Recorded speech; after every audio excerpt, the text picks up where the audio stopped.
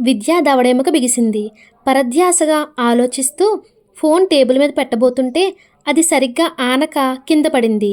అతను ఉలికిపాటుగా అది గమనించి వెంటనే ఒంగాడు. విజయ అప్పటికే అయ్యో అంటూ అది తీయటానికి ఒంగింది. విద్యాధర్ చెయ్యి విజయ్ చేతి మీద ఆనింది. అతను చటుక్కున చెయ్యి తీసేసుకున్నాడు. సారీ. అతని ముఖం కందింది. It's all right. Vijaya phone table మీద పెట్టింది. అనసూయమ్మ గారు ప్లేట్స్లో మురుకులు తెచ్చి డైనింగ్ టేబుల్ మీదే ఇద్దరి ముందు పెట్టింది. కుర్చీ జరుపుతూ కూర్చో నాయనా అంది. వద్దండి, ఇంట్లో ఒక ఫ్రెండ్ వెయిట్ చేస్తున్నాడు. మీ ఫ్రెండును కూడా ఇక్కడికే పిలుచుకొస్తానులే.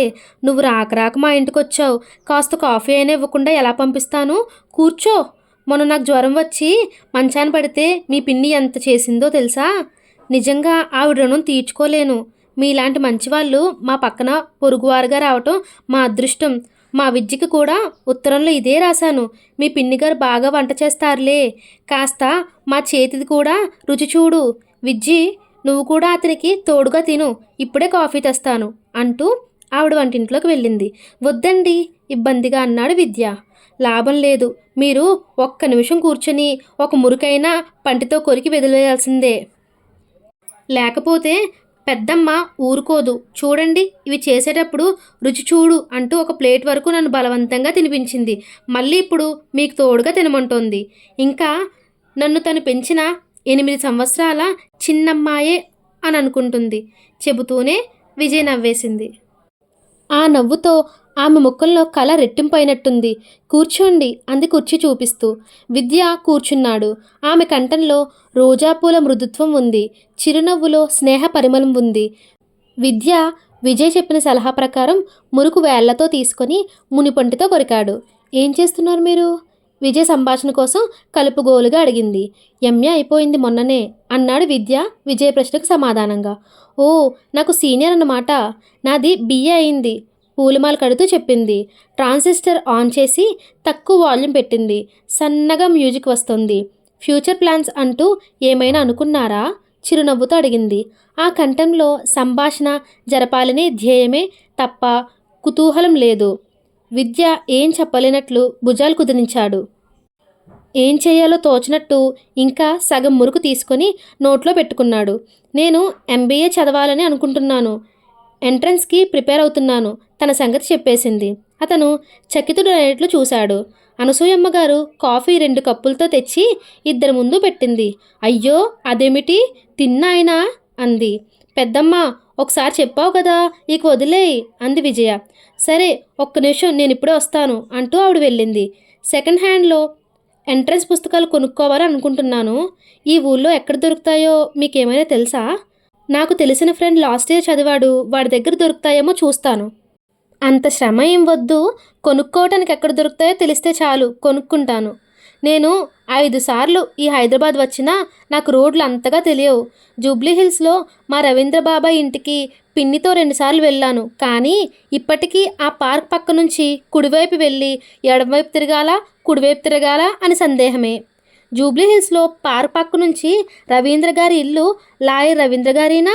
కుతూహలంగా అడిగాడు. అవును. ఆయన కొడుకు శివచంద్ర? విద్య అడిగాడు. అవును, ఆ శిశీంద్ర మా బాబాయ్ కొడుకే. మీకు వాళ్ళు ఎలా తెలుసు? శివచంద్రకి నేను ట్యూషన్ చెప్తున్నాను. నాకు ఆ కుటుంబం బాగా తెలుసు. నిజంగానా?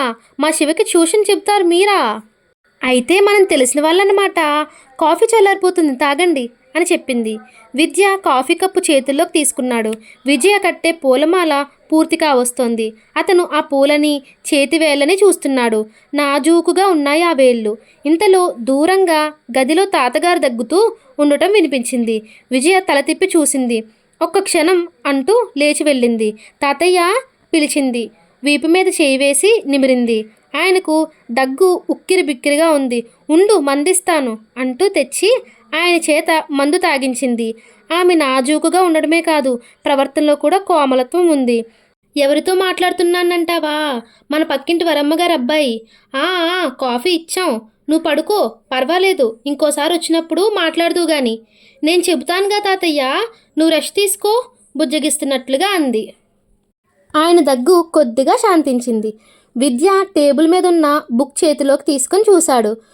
హూ ఈజ్ హూ మధ్య మధ్య అండర్లైన్ చేసినట్లు పెన్తో మార్కు ఉంది. పెన్ పేజీ చదువుతున్న గుర్తుపెట్టినట్లు పుస్తకం మధ్యలో ఉంది. విజయ వచ్చి మళ్ళీ డైనింగ్ టేబుల్ దగ్గర కుర్చీలో కూర్చుంది. తాతగారు జర్నలిస్ట్గా చేశారు. చాలా యాక్టివ్గా ఉండేవారు. పాపం యాక్సిడెంట్లో వెన్నుముక దెబ్బతింది, లేవలేరు. మా పెద్దనాన్న హార్ట్అటాక్తో పోయాడు. విద్య వింటున్నాడు. అతనికి ఎంత తాగినా కాఫీ అవ్వటం లేదనిపిస్తోంది. వదిలేయటానికి మొహమాటంగా ఉంది. మిమ్మల్ని మీ అమ్మ నాన్న పోతే మీ పిన్నిగారే పెంచారట కదా? విజయ పూలమాల దారం ముడేస్తూ అంది. అతను అవునన్నట్లు తల ఊపాడు. మీకు చాలా చిన్న వయసులో పోయారా వాళ్ళు? అడిగింది. నాకు తెలియదు అన్నాడు. అంటే తెలీదన్నమాట. మీ పిన్ని మీకు తల్లి తండ్రి గురువు అని పెద్దమ్మ ఉత్తరాల్లో నాకు రాసిందిలేండి. మీరు మీ పిన్నిని ఎంత బాగా చూస్తారో, మీ ఇద్దరిని చూస్తే ఎంత ముచ్చటగా ఉంటుందో రాసింది. పెద్దమ్మ ఉత్తరం రాసే సగం మీ ఇద్దరి కబుర్లే ఉంటాయి. అందుకేనేమో మీరు నాకు అసలు కొత్త అనిపించడం లేదు. విజయ్ చిరునవ్వుతో ఉంది. ఓ, మీరు సెలవులకు వచ్చారా? ప్రసంగం మార్చడానికి అడిగాడు. అవును, కానీ నాకు మామూలు పిల్లల్లా సెలవులు లేవండి బాబు. విద్య అదేమిటి అన్నట్లు చూశాడు. మా అమ్మకి 2 అక్కలు, ఒక చెల్లెలు, ఒక అన్న. మా అమ్మకి నేను తప్ప మా పిన్నికి పెద్దమ్మలకి పిల్లలు లేరు. మామయ్య కూతురు ఉష ఉండేది, అది నా వయసుదే. దానికి 8 సంవత్సరాలప్పుడు డిప్తీరియా వచ్చి చనిపోయింది. మా కుటుంబంలో అందరికీ నేనే సంతానం. ఎంత అదృష్టం! అనుకోకుండా అప్రయత్నంగా అనేశాడు. అందరూ అదే అంటారు, నేను కూడా అదే నమ్ముతాను. మావయ్య సింహాచలంలో ఉంటాడు, మా పిన్ని ఒక పెద్దమ్మ విజయనగరంలో ఉంటారు. ప్రతి సెలవులకి నేను ఒక్కొక్కసారి ఒక్కొక్క ఇంట్లో గడుపుతాను. నా పుట్టినరోజుకి నేను ఎక్కడుంటే అందరూ అక్కడికి వస్తారు. ఈ పెద్దమ్మ ఒక్కతే ఇక్కడుంది. మేమంతా పెద్దగా ఉన్నవాళ్ళమేం కాదు, అయినా ఉన్నదే అందరం పంచుకుని తింటాం. నన్ను MBA చదవమని మా తాతగారే ప్రోత్సహించారు. నేను ఏం చదవాలన్నా నా ఇష్టమే. అందరూ సాయం చేస్తారు. ఎవరికి ఏ సమస్య వచ్చినా నాకే పెద్దరికం ఇచ్చి సలహా అడుగుతారు. విద్య చాలా అపురూపమైన విషయం వింటున్నట్లుగా చూస్తున్నాడు. విజయ చిరునవ్వుతో చెబుతోంది. కానీ ఇంతమందికి ఇష్టం అవ్వడం కూడా ఒక పెద్ద బాధ్యతేనండి. వారిని కూడా మనం చూసుకోవాలి. వాళ్ళందరికీ ఎవరికి వారికి నేను ఒక్కదాన్నే, కానీ నాకు వాళ్ళంతా కలిసి చాలామంది. అందరూ పెద్దవాళ్ళు అవుతున్నారు. కొంతమంది డయాబెటీస్, బ్లడ్ ప్రెషర్, వాళ్ళంతా నా పిల్లలుగానే నేనే తల్లిగా అనిపిస్తూ ఉంటుంది నాకు. ఇంతమంది పిల్లలున్న నేను ఈ బాధ్యతలతో అత్తారింటికి వెళితే అవతల వాళ్ళకి విజయ ఫక్కున నవ్వేసింది. ఆ నవ్వు హాయిగా, స్వచ్ఛంగా, సెలయేటి గలగలలాగా అనిపించింది. అర్థం చేసుకునే వాళ్ళైతే అదేం పర్వాలేదు అన్నాడు విద్య చిరునవ్వుతో. ఎవరు అర్థం చేసుకుంటారండి? నాకు చిన్నప్పటి నుంచి అలవాటైంది కాబట్టి నేను అందరి ఇళ్ళకి తిరుగుతాను. నాకు ప్రతి ఇల్లు నాకు స్వంతం అనిపిస్తుంది. అంత పెత్తనం, సంతోషం ఉంటాయి. నన్ను పిల్లి పిల్లల్లా ఇన్నిల్లు తిప్పుతావా అంటూ రాబోయే శాల్తీ పారిపోతాడని నా భయం. విజయ్ అన్న తీరుకి విద్య కూడా నవ్వేశాడు. అందుకే నేను బియ్య అవగానే మా వాళ్ళు పెళ్లి చేస్తామంటూ సంబంధాలు చూస్తుంటే ఆగండి అంటూ రెడ్ సిగ్నల్ చూపించాను. నేను MBA పూర్తి చేసి ఏదైనా ఉద్యోగంలో ఆర్థికంగా స్థిరపడిన తర్వాత కానీ మాట్లాడకండి అని చెప్పేశాను. మీరు మంచి నిర్ణయం తీసుకున్నారు అన్నాడు విద్య. Thank you. అమ్మయ్య, ఇప్పటికీ మీరు ఒక్కరు నేను చేసింది మంచి పని అని అభినందించారు. మా వాళ్ళంతా ఏడుపులు. నా దగ్గరికి నా పెళ్ళి అయిన మరుక్షణం నుంచి రామని, వాళ్ళింటికి రమ్మని, అడగమని, కాగితాలు రాసిస్తామని గొడవ. పిచ్చిమాలోకాలండి. ఇది కొంచెం జాగ్రత్తగా ఆలోచించి తీసుకోవాల్సిన నిర్ణయం అన్నాడు. అదే నా బాధ. ప్రస్తుతానికి చదువు సాకుతో వాయిదా వేసుకుంటున్నాననుకోండి అంది. విద్య ఉలికిపాటుగా చూశాడు. వచ్చి 40 నిమిషాలకు పైగా అయింది. అతను ఎప్పుడో మాటల మధ్య కాఫీ తాగేశాడు. ప్లేట్లో మురుకులు కూడా తినేశాడు. ఖాళీ ప్లేట్లు చూచి చకుతుడయ్యాడు. విజయ్ నవ్వుతూ, నా మాటలు బోరు కొట్టాయా అంది విజయ. లేదు లేదు అన్నాడు. నిజంగా విజయ్ సమస్య వినటం అతనికి బాగుంది. థ్యాంక్ యూ అంది. నాకెప్పుడు ఎవరితోనైనా నా వయసు వాళ్ళతో నా మనసులోది చెప్పేయాలనిపిస్తూ ఉంటుంది. మా వాళ్ళంతా నాకంటే పెద్దవాళ్ళు. కొద్ది టాపిక్స్ వాళ్ళతో నేను మాట్లాడగలను. మా వాళ్ళకే నా టైం పంచలేక సతమతమవుతున్న నేను వేరే క్లోజ్ ఫ్రెండ్స్ని ఏర్పరచుకోలేకపోయాను. మిమ్మల్ని మాటలతో చాలాసేపు కూర్చుండి పెట్టేశాను అంది. ఆమె కళ్ళల్లో లీలగా క్షమాపణ కనిపిస్తోంది. అతనికి ఆమె తనకి ఇబ్బందేం కలిగించలేదని, పైనుంచి తనకి తెలియకుండానే రిలాక్స్ అయ్యి ఆనందంగా గడిపానని చెప్పాలని అనిపించింది. కానీ మాటలు దొరకలేదు. మౌనంగా ఉండిపోయాడు. నేను వచ్చినప్పటి నుంచి మా పెద్దమ్మ మీ ఇంటికి తీసుకువచ్చి మిమ్మల్ని పరిచయం చేస్తానని చంపేస్తోంది. అనుకోండి మీరే వచ్చేశారు అంది. వస్తాను చెప్పాడు. ఓకే, ఇదిగో ఈ పూలదండ మీ పిన్నిగారి కోసమే కట్టాను, ఆవిడకి ఇవ్వండి. దండ ఇచ్చింది. అతను వెనక్కి తగ్గాడు. మా పిన్ని పూలు పెట్టుకోదుగా అన్నాడు. అయ్యో రామా, ఆ మాత్రం నాకు తెలియదా? మీ పిన్నిగారికి అంటే ఆవిడ దేవుడికి వేస్తారని. మా దొడ్లో ఉన్నాయి. ఇవి మీ దొడ్లోవే. మధ్యాహ్నం వచ్చినప్పుడు పెద్దమ్మ కోసుకువచ్చింది. మా దొడ్లోవా? ఇన్ని పువ్వులా? అతను ఆశ్చర్యపోయాడు. ఇంకా చాలా ఉన్నాయి. అందకు వదిలేసిందట. మా ఇంటి బాల్కనీతో నిలబడితే కనిపిస్తాయి పువ్వులు. చూస్తారా? నేను వచ్చిన రోజునే బాల్కనీలో నుంచి పెద్దమ్మ పెరట్లో గడ్డం చేసుకుంటున్నా మిమ్మల్ని చూపించింది. వస్తాను. అతను పువ్వుల దండ తీసుకున్నాడు. ఇద్దరు బయటికి వచ్చారు. విజయ ఇంటి మెట్ల మీద నిలబడింది. విద్య గేటు మూస్తూ తలెత్తి చూశాడు. విజయ్ చెయ్యెత్తి ఊపి నవ్వింది. అతను చెయ్యి ఊపాడు. ఇంటికి తిరిగి వస్తుంటే చేతిలో సన్నజాజుల దండ పరిమళాలు వెదజల్లుతుంది. విజయ పువ్వులు, దండ కట్టడం, తగ్గు స్థాయిలో ట్రాన్సిస్టర్ సంగీతం, పుస్తకం, దాని మధ్య మార్క్ చేసే పెన్సిల్, అనుకోని అందమైన ప్రశాంతమైన 10 నిమిషాలు గడిపి వచ్చినట్లయింది అతనికి. పువ్వుల వాసన అతనికి విజయ్ దగ్గర నుంచి తనతో వస్తున్న సంస్కార పరిమళంగా ఉంది. అతని మనసు చాలా తేలికగా, హాయిగా, సంతోషంగా ఉంది. కొత్త లేకుండా, మొహమాటం లేకుండా వాళ్ళ ఇంట్లో ఇంతసేపు ఎలా కూర్చోగలిగాడు? మొత్తానికి ప్రభు మాటల వల్ల కలిగిన చిరాకేదో నామరూపాలు లేకుండా పోయినట్లుగా ఉంది. విద్య ఇంటికి తిరిగి వచ్చాడు. అనసూయమ్మ గారు పాండు దగ్గర కూర్చొని కబుర్లు చెబుతోంది. విద్యాన్ని చూడగానే లేస్తూ, అయ్యో నామతిమరుపు మండిపోను, ఈ అబ్బాయిని తీసుకొద్దామని వచ్చి ఆ మాటే మర్చిపోయాను. అంత కబుర్లో పెట్టేశాడు నన్ను. వస్తాను అంటూ లేచి వెళ్ళిపోయింది. ఈవిడెవర్రా బాబు సుత్తి, నన్ను అడ్డమైన ప్రశ్నలు వేసి చంపేసింది. నువ్వు రాలేదని వెళ్ళిపోదామంటే వస్తున్నాడులే కూర్చో అంటోంది. బోర్ కొట్టింది. పాండు మొత్తుకున్నాడు. విద్యకి నవ్వొచ్చింది. మొదటిసారిగా అనసూయమ్మ గారు అంటే చిరాకు రాలేదు. పాండు వెళ్ళిపోయాడు. విద్య పువ్వులు తీసుకువెళ్ళి వారమ్మగారికి ఇచ్చాడు. ఆవిడ వంట చేస్తుంది. దేవుడికి పెట్టు అంది. విద్య పెట్టాడు. దండ సరిగ్గా దేవుడి పటానికి సరిపోయింది. విద్య ఎప్పుడూ ఇంత శ్రద్ధగా దేవుని ఫోటో చూడలేదు. సాయంకాలపు బంగారు కాంతిలో ఆ ఫోటోకి అమర్చిన పువ్వుల్ని చూస్తుంటే అవి సరైన చోటుకు చేరుకున్నామని ఆనందాతిరేకంతో చూస్తున్నట్లు అనిపించింది. 10 నిమిషాల తర్వాత విద్య సైకిల్ తీసుకొని ప్రభుని చూడటానికి బయలుదేరాడు. అతని మనసెందుకో ఇప్పుడు ప్రభు మీద కోపంగా లేదు. ప్రభు అన్నది కూడా నిజమే.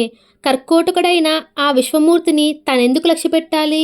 సాయంత్రం పొద్దు వాలిపోతుంది. విద్య సదాశివరావు గారి లైబ్రరీ రూమ్లో వెయిట్ చేస్తూ కూర్చున్నాడు.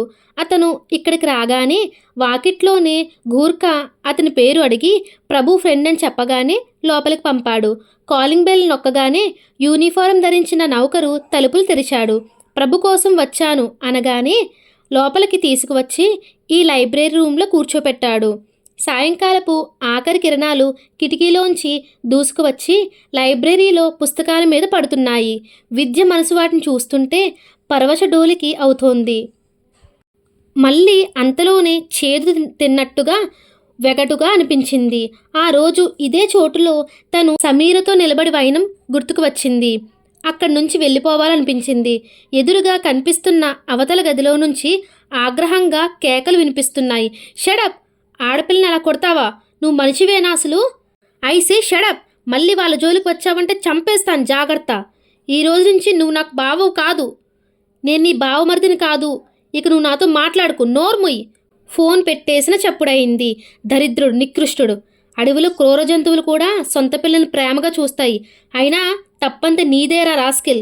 మా బావా అంటూ వెనకేసుకొచ్చి మినిస్టర్ గారికి లంచం ఇచ్చి ఆ సారా కుంభకోణం నుంచి తప్పించకపోతే ఈ పాటకి జైల్లో ఊచలు లెక్కబెడుతూ ఉండేవాడు. అసలు అడ్డగాడిది నువ్వే. నిన్ను చంపి పాత్ర ఇయ్యాలరా సదా. వెధవ మనుషులతో తిట్టుకుంటూ లైబ్రరీ హాల్లోకి వచ్చిన ఆయన అక్కడ కూర్చుని ఉన్న అపరిచిత యువకుడిని చూడగానే హఠాత్తుగా ఆగిపోయాడు. ఆయన నోట్లో మాట మింగేశాడు. విద్యకి అనుకోకుండా ఆయన స్వాగతం వినాల్సి రావటం చాలా ఇబ్బందికరంగానే అనిపించింది. కానీ ఏం చేయలేని నిస్సహాయత. ఆయనను చూడగానే నెమ్మదిగా కుర్చీలో నుంచి లేచాడు. తెల్లగా పొడుగ్గా ఉన్న ఆయనది భారీ విగ్రహం, మెరుస్తున్న బట్టతల, ముఖానికి గోల్డెన్ ఫ్రేమ్ కళ్ళద్దాలు, తెల్లటి బట్టలు ధరించాడు. ఆయనలో సగం పెద్ద మనిషితనం, సగం చిలిపితనం ఉన్నాయి. విద్యను చూడగానే క్షణం సేపు పట్టుబడిన దొంగలా తడబాటుగా అయిన ఆయన వెంటనే తమాయించుకున్నాడు. ఎవరు నువ్వు? తలుపు చాటు నిలబడి వినే దొంగలా నా రూమ్లో కూర్చుని నా మాటలు వింటున్నావా అని దబాయింపుగా కోపంగా అనాలనిపించింది. కానీ ఆ కుర్రాడి ముఖవర్చస్సు, మంచితనం, తెలివితేటలు కలబోసినట్లు తేటతనం చూడగానే ఆయన ఆగ్రహం తీసిన కెరటం అయింది. తనకి ముఖాముఖిగా, తనంత పొడుగ్గా, ఆరోగ్యంగా, స్ఫురద్రూపిగా ఆ నిలబడడం, నిర్భయంగా చూడటంలో అతను మామూలు అందరి కుర్రాల్లాంటివాడు కాదని అనుభవజ్ఞుడైన ఆయనకి తెలిసిపోయింది. అతన్ని పట్టించుకోనట్టే విసుక్కున్నట్లుగా టేబుల్ దగ్గరికి తన కుర్చీ వైపు వెళుతూ, ఈ రోజుల్లో మనుష్యులు బొత్తిగా కళ్ళున్నా గుడ్డివాళ్ళైపోతున్నారు.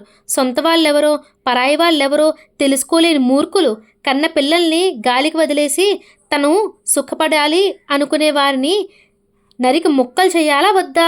విద్య వైపు సూటిగా చూస్తూ అడిగాడు. విద్య మాట్లాడలేదు. కన్నపిల్లల్ని బ్రతికుండగానే దూరం చేసుకునే కంటే హీనమైన బ్రతి ఇంకేదైనా ఉంటుందా? నీకెంత డబ్బుంటే ఎవరికి కావాలి? కళ్ళజోడులోంచి విద్యని చూస్తూ అన్నాడు. విద్య ఉండదని అంగీకరిస్తున్నట్లు తల ఊపాడు. మాకు అలాంటి శాల్తి ఒకడున్నాడులే, ఒట్టి నికృష్టుడు, పరమ స్వార్థపరుడు. తన ఆనందం కోసం కన్నపిల్లల్ని కూడా తొంగలో తొక్కుతాడు. ఆయన అతన్ని కూర్చోమని సైగ చేస్తూ డ్రాయర్ సొరుగు లాగి ఫైల్ తీసుకున్నాడు. దాని మీద అర్జెంట్ అని లేబుల్ ఉంది. విద్య కూర్చున్నాడు. ఆయన ఫైల్ చూడటంలో సీరియస్గా మునిగిపోయాడు. 2 పేజీలు దీర్ఘంగా చదివి దాని పక్కన నోట్స్ రాసిన తర్వాత ఆయనకి ఎదురుగా అపరిచిత యువకుడు కూర్చున్న విషయం గుర్తుకు వచ్చింది. డ్రాయర్ మూసేస్తూ చెప్పు, ఏమిటి పని నాతో? కసిరినట్టు అడిగాడు. నేను ప్రభుని చూడటానికి వచ్చానండి అన్నాడు. డ్రాయర్ సొరుగు తాళం వేస్తున్న ఆయన కస్సుమన్నట్లు తలెత్తి చూశాడు. ప్రభుని చూడటానికి వచ్చావా? ఎందుకు? మావాడు నీకేమైనా డబ్బు బాకీ ఉన్నాడా? ఎంత? ఎప్పుడిచ్చావు? ఎందుకిచ్చావు? విద్య నిరుత్తరుడయ్యాడు. ఆయన అన్న తీరుకి అతని మనసులో ఎగిసిన ఆగ్రహం చెంపల్లో ఎరుపుగా ప్రతిఫలించింది. అసలు నాకు తెలియక అడుగుతాను, మా వాడికి ఎందుకు అప్పులు ఇస్తారు మీరు? అసలు మీ మూలంగానే వాడు చెడిపోయాడు. మీరు ఫ్రెండ్స్ కాదయ్యా, జలగలు. వాడిని కాదు, నన్ను పీల్చుకు తింటున్నారు. ఆయన కల్లెర్ర చేస్తూ కోపంగా అన్నాడు. విద్య ఏదో చెప్పబోయాడు. ఆయన కొట్టినట్టే అన్నాడు. 1000 రూపాయలు వాడి చేతిలో పెట్టడం, నాకు ఉద్యోగం ఇప్పించండి, కాలేజీలో సీట్ ఇప్పించండి అంటూ నా వెంట పడటం, నా బతుకంతా నేను చేయవద్దనుకున్న పనులు చేయడంతోనే గడిచిపోతుంది. అప్పటికే విద్య కుర్చీలో నుంచి లేచాడు. ఆయన కూడా లేచాడు. మా వెర్రి వెంగళాయితో మీరు బాగా పబ్బం గడిపేస్తున్నారు. విద్య దృఢమైన స్వరంతో ఖచ్చితంగా చెప్పేశాడు. నేను ప్రభుకి డబ్బు ఇవ్వలేదండి. ప్రభు ఒక్కసారి నన్ను రమ్మనమని ఫోన్లో మరీ అడిగితే చూడడానికి వచ్చాను. ఏమిటి? నిన్ను రమ్మనమని మా వాడు ఫోన్ చేశాడా? ఎందుకట? వ్యంగ్యంగా అడిగాడాయన. మీ వాడిని అడగండి. నిన్ను చూడటానికి విద్యాధర్ వచ్చి వెళ్ళాడని చెప్పండి. విద్య కుర్చీ జరిపి వెళ్ళిపోతున్నాడు. ఆయన ఆ పేరుని గుర్తు చేసుకోవడానికి ఆలోచిస్తున్నాడు. సడన్గా జ్ఞాపకం వచ్చింది. నువ్వు విద్యాధర్వా అడిగాడు. విద్య వెనక్కి తిరగలేదు. ఆగవయ్యా ఆగు, ఆయన కేక పెట్టి పిలిచారు. ముందే నువ్వు నీ పేరు ఎందుకు చెప్పలేదు? ఆయన కుర్చీ జరిపి గబగబా వెనక్కి వచ్చాడు. విద్య వెళ్ళిపోతూనే ఉన్నాడు. ఆయన పిలుపుకి వెనక్కి తిరగలేదు. మా వాడికి అసలే ఒంట్లో బాగోలేదు. నువ్వొచ్చి వెళ్ళిపోయావంటే ఇంకేమైనా ఉందా? అయ్యో, పిలుస్తుంటే అలా వెళ్ళిపోతావేమిటి? ఎవరక్కడా? ఒరే సత్యం, ఆ వీధి తలుపులు మూసేయి ఆయన ఆజ్ఞాపించాడు. దర్వాజాకి అవతల ఉన్న నౌకరు ఇది వినగానే చేతులు చాచి టక్కున తలుపులు మూసేశాడు. విద్య వెనక్కి తిరిగి చూశాడు. అతని ముక్కుపుటలు పెద్దవి అయినాయి. కళ్ళల్లో ఆగ్రహం, అవమానం వరద ముంపులా వస్తోంది. ఆయన దగ్గరికి వచ్చి అతని చెయ్యి అందుకున్నాడు. సారీ యంగ్ మ్యాన్, నువ్వు విద్యాధర్ అనుకోలేదు. నా బుర్ర నిండా 1,00,000 ఆలోచనలు. నాకు కాస్త తొందరపాటు ఎక్కువ. అందులో ఈ పిల్లలకి ఏదైనా అయితే నా మతిలో ఉండదు. అది నా బలహీనత. డబ్బు బాగా సంపాదించాను కదా, బలహీనతని శిక్షించే ధైర్యం ఎవ్వరికీ లేదు. విద్య ఆయన చేతిని వదిలించుకుంటానికి చూశాడు. ఆయన వదల్లేదు. మరింత దృఢంగా పట్టుకొని కరచాలనం చేస్తూ, నేను మా వాడి మాటల్ని బట్టి నిన్ను వేరుగా ఊహించుకున్నాను. Glad to meet you. అసలు ప్రభు రిజల్ట్స్ వచ్చిన రోజున నేను మీ ఇంటికి స్వయంగా వచ్చి థ్యాంక్స్ చెప్దామనుకున్నాను. ప్రభు ఫ్రెండ్స్లో మంచి వాళ్ళు కూడా ఉన్నారని మొదటిసారిగా తెలిసింది. రా, ఇంకోసారి సారీ అంటున్నాను. నా తొందరపాటును పట్టించుకోవద్దు. అవును, నీకు గరుడాచలం తెలుసా? అతని దగ్గర విద్యాధర్ అని ఒక అతను అకౌంట్స్ రాస్తాడు. అతన్ని గురించి గరుడాచలం ఎప్పుడు చెబుతుంటాడు. సందేహంగా అడిగాడు. విద్యాధర్ తెలుసు అన్నట్టు తల ఊపాడు. ఓ, అయితే నా సందేహం తీరింది. ఆయన చనువుగా విద్యాధర్ భుజం చుట్టూ చేయి వేస్తూ, అకౌంట్స్ పరంగా కూడా నిన్ను చూడాలని చాలా రోజుల నుంచి అనుకుంటున్నాను. రా, నీకు మంచి స్వాగతం ఇవ్వాల్సింది పోయి కసురుకున్నాను. ప్రభుని చూద్దూ గాని అసలే నొప్పితో గిలగల్లాడుతున్నాడు. దానికి తోడు హాస్పిటల్లో వాళ్ళ నాన్న నిన్ను ఏదో అన్నాడని వర్రీ పడిపోతున్నాడు. విద్యాధర్ ఆయన చేతిని భుజం మీద నుంచి వదిలించుకున్నాడు. ఆయన కబుర్లు చెబుతూనే మెట్లెక్కి పైకి తీసుకువెళ్ళాడు. ప్రభు పడక గదిలో తలుపులు తెరిచి ఉన్నాయి. ప్రభు మంచం మీద పడుకుని ఉన్నాడు. పబ్బి, ఎవరొచ్చారో చూడు. మంచం దగ్గర నిలబడి ఆయన పిలిచాడు. ప్రభు కళ్ళు తెరిచాడు. ముఖం జ్వరంతో నిద్రతో భారంగా ఉంది. విద్యను చూడగానే లేవబోయాడు. విద్య వారించాడు. విద్య, వచ్చావా? రావేమో అని భయపడ్డాను మావయ్య. విద్య ప్రభు చెబుతుంటే ఆయన వారించాడు. మా పరిచయాలు అయినాయిలే. నీ నొప్పి ఎలా ఉంది అడిగాడు ఆయన మంచం మీద కూర్చుంటూ. పర్వాలేదనుకుంటున్నా. అరగంట క్రితం మళ్ళీ పెయిన్ కిల్లర్స్ మింగాను. డాక్టర్ అట్లా వేసుకోవద్దని చెప్పారు. ఈ నొప్పి భరించలేను మరి. ఆయన ప్రభు నుదుటి మీద చేయి వేసి జ్వరం చూశారు. ప్రభు చాచిన చేతిని విద్య మౌనంగా అందుకొని 2 చేతుల మధ్య పట్టుకున్నాడు. ప్రభు చెయ్యి జ్వరంతో కాలిపోతుంది. సదాశివరావు గారు లేచారు. పబ్బి, నాకు మీటింగ్కి టైం అవుతుంది, నేను వెళ్ళనా అనునయంగా అడిగారాయన. ప్రభు తల ఊపాడు. ఇంతలో అవతల గదిలో నుంచి ఫోన్ మోగింది. ఆయన విద్యాధర్ని కూర్చోమని చెప్పి వెళ్ళిపోయాడు. నాకున్న ఒక్క ఫ్రెండ్ని పోగొట్టుకుంటాననుకున్నాను. నేనే రావాలనుకుంటున్నాను. కానీ ప్రభు లేవబోయి బాధతో పొట్ట పట్టుకుని ఆగాడు. లేవకు, పడుకో. విద్య అతన్ని సున్నితంగా వెనక్కి తల ఆనించి పడుకోబెట్టాడు. ఇంతలో సమీర ట్రేలో గ్లాస్తో ఫ్రూట్ జ్యూస్ తెస్తూ, పబ్బి, టైం అయింది, మందు వేసుకోవాలి అంటూ లోపలికి వస్తున్నదల్లా అక్కడ ప్రభు చేయి పట్టుకొని మంచం మీద కూర్చుని ఉన్న విద్యాధర్ని చూడగానే హఠాత్తుగా ఆగిపోయింది. విద్య నిర్గాంతపోయినట్టు సమీర ముఖాన్ని చూస్తున్నాడు. ఎడమ కన్ను అంతా చుట్టూ నల్లగా కమిలిపోయి ఉంది. పైపది వాచి లావుగా వికారంగా ఉంది. ముక్కు మీద ప్లాస్టర్ వేసి ఉంది. ముఖం వాచిపోయి రూపు తెలియనట్లుగా ఉంది. సమీర విద్యాధర్ని చూడగానే చటుక్కున వెనక్కి తిరిగి గదిలో నుంచి వెళ్ళిపోయింది. సమీ, వెళ్ళకురా, ప్రభు పిలిచాడు. సమీర పరిగెత్తుతూనే ఉంది. సమీ, వెళ్ళావంటే నేను నీతో మాట్లాడను, ప్రభు అరిచాడు. ఆ అరుపుకి అతని పొట్ట కదిలి నొప్పి కెరటంలా వచ్చింది. అబ్బా అంటూ పళ్ళు బిగించి ఆపుకున్నాడు. ముఖాన చూస్తుండగానే చెమటలు అలుముకున్నాయి. అతను అబ్బా అనగానే సమీర ఆగి వెనక్కి తిరిగి చూసింది. అతని చెమటలు చూడగానే పరుగున వచ్చి ట్రే పక్కన పెట్టి పబ్బి అంటూ అతన్ని తీసుకొని ఏడ్చేసింది. ఆ ఏడుపు వరదలా పొంగు వచ్చింది. నిస్సహాయంగా ఉంది. సమీ, నాకు నీ గురించే దిగులు. ప్రభు చెల్లెలి తల మీద చేయి వేసి నిమిరాడు. నువ్వు నన్ను ఎందుకు చచ్చిపోనీయటం లేదు ఏడుస్తూ అంది. ప్రభు చెల్లెలి తల ఆప్యాయంగా నిమిరాడు. నువ్వేం తప్పు చేశావని? నువ్వెందుకు చచ్చిపోవాలి సుమి? కావలసి వస్తే నీ మీద చేయి వేసిన ఆ కర్కోటకుడు చావాలి.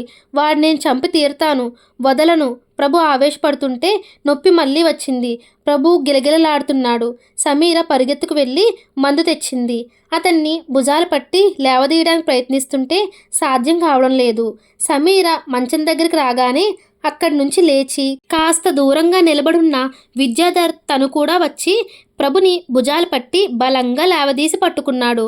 సమీర మందు మింగించి పళ్ళరసం తాగించింది.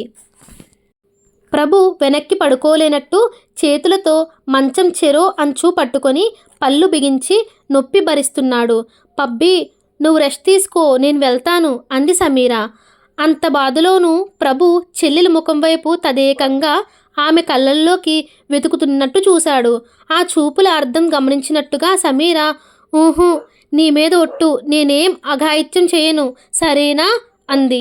ఒక్క వారం రోజులు టైం ఇవ్వు సమీ, ఒక్క ఛాన్స్ ఇవ్వు, నాకు కాస్త బలం రాని డాడీకి నేను.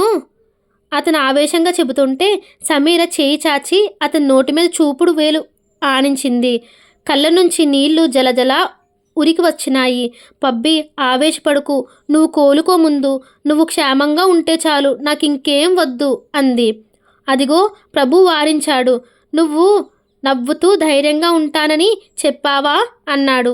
సమీర నవ్వు తెచ్చిపెట్టుకుని చూసింది.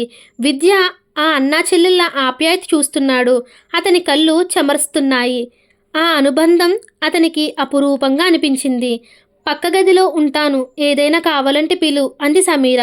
మన విద్యాయేగా, ఇక్కడే కూర్చో. నో, నా మొహం ఎవ్వరు చూడడం నాకు ఇష్టం లేదు, I hate my face. Sameera పరిగెత్తుకుని వెళ్ళిపోయింది. విద్య ప్రభువుని వెనక్కి వాల్చి పడుకోబెట్టాడు. విద్య దూరంగా ఉన్న కుర్చీ తెచ్చుకోవటానికి వెళ్తుంటే ప్రభు చేయి పట్టి ఆపు చేసి, ఊహూ, ఇక్కడే నా దగ్గర కూర్చో అర్ధింపుగా అన్నాడు. విద్య మంచం మంచున కూర్చున్నాడు. సమీర ముఖం చూసావు కదా ప్రభు అడిగాడు. నీకు బాగా జ్వరంగా ఉంది, రెస్ట్ తీసుకో విద్య చెప్పాడు.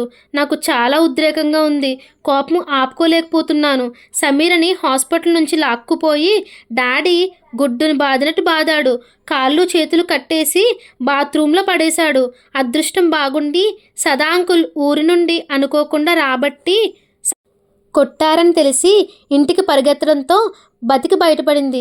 8 గంటల పాటు ఒళ్ళంతా దెబ్బలతో బాత్రూంలో కటిక నేల మీద. మై గాడ్, పడుకో ప్రభు విద్యాధర్ అనునయంగా అన్నాడు. నా గుండెలు మండిపోతున్నాయి. విద్య, అందరూ మాకు డబ్బుంది, సర్వసుఖాలున్నాయి అనుకుంటారు. ఆ డబ్బు మాకేం రక్షణ ఇవ్వలేదు. మా నాన్న నరరూప రాక్షసుడు. అందరూ ఆయన చెప్పినట్టు పడుండాలి, నోరెత్తకూడదు. ఏ కాస్త సొంత ఆలోచన చేసినా ఉగ్ర నరసింహమూర్తిలా మీదకు వస్తాడు. మా అమ్మ అయితే ఆయన చెప్పు కింద చీమ. ఆవిడ మనిషి కాదు, జీవోత్సవం. మా చిన్నప్పుడు ఆయన సంతోషంగా ఉంటే ఒక్కసారి వరదల ప్రజెంట్స్ తెచ్చి మా ముందు పడేసేవాడు. అవి మాకు బాగోలేకపోయినా ఆనందించాలి, లేకపోతే తన్నులే. ఆయనకి వ్యసనాలు చాలా ఉన్నాయి. ఒకసారి మాకు 13 సంవత్సరాలప్పుడు మా ఇంట్లో డిన్నర్కు డాడీ ఫ్రెండ్స్ వచ్చారు. ఈ డిన్నర్స్ అంటే మాకు చచ్చేంత భయం. అరుపులు, కేకలు, నవ్వులతో ఇల్లు హోరెత్తిపోయేది. వచ్చిన వాళ్ళు ఒక్కసారిగా మా అమ్మని బలవంతంగా గదిలోకి ఈడ్చుకుపోయి తలుపులు వేసుకోవటం మాకు అసహ్యం అనిపించింది.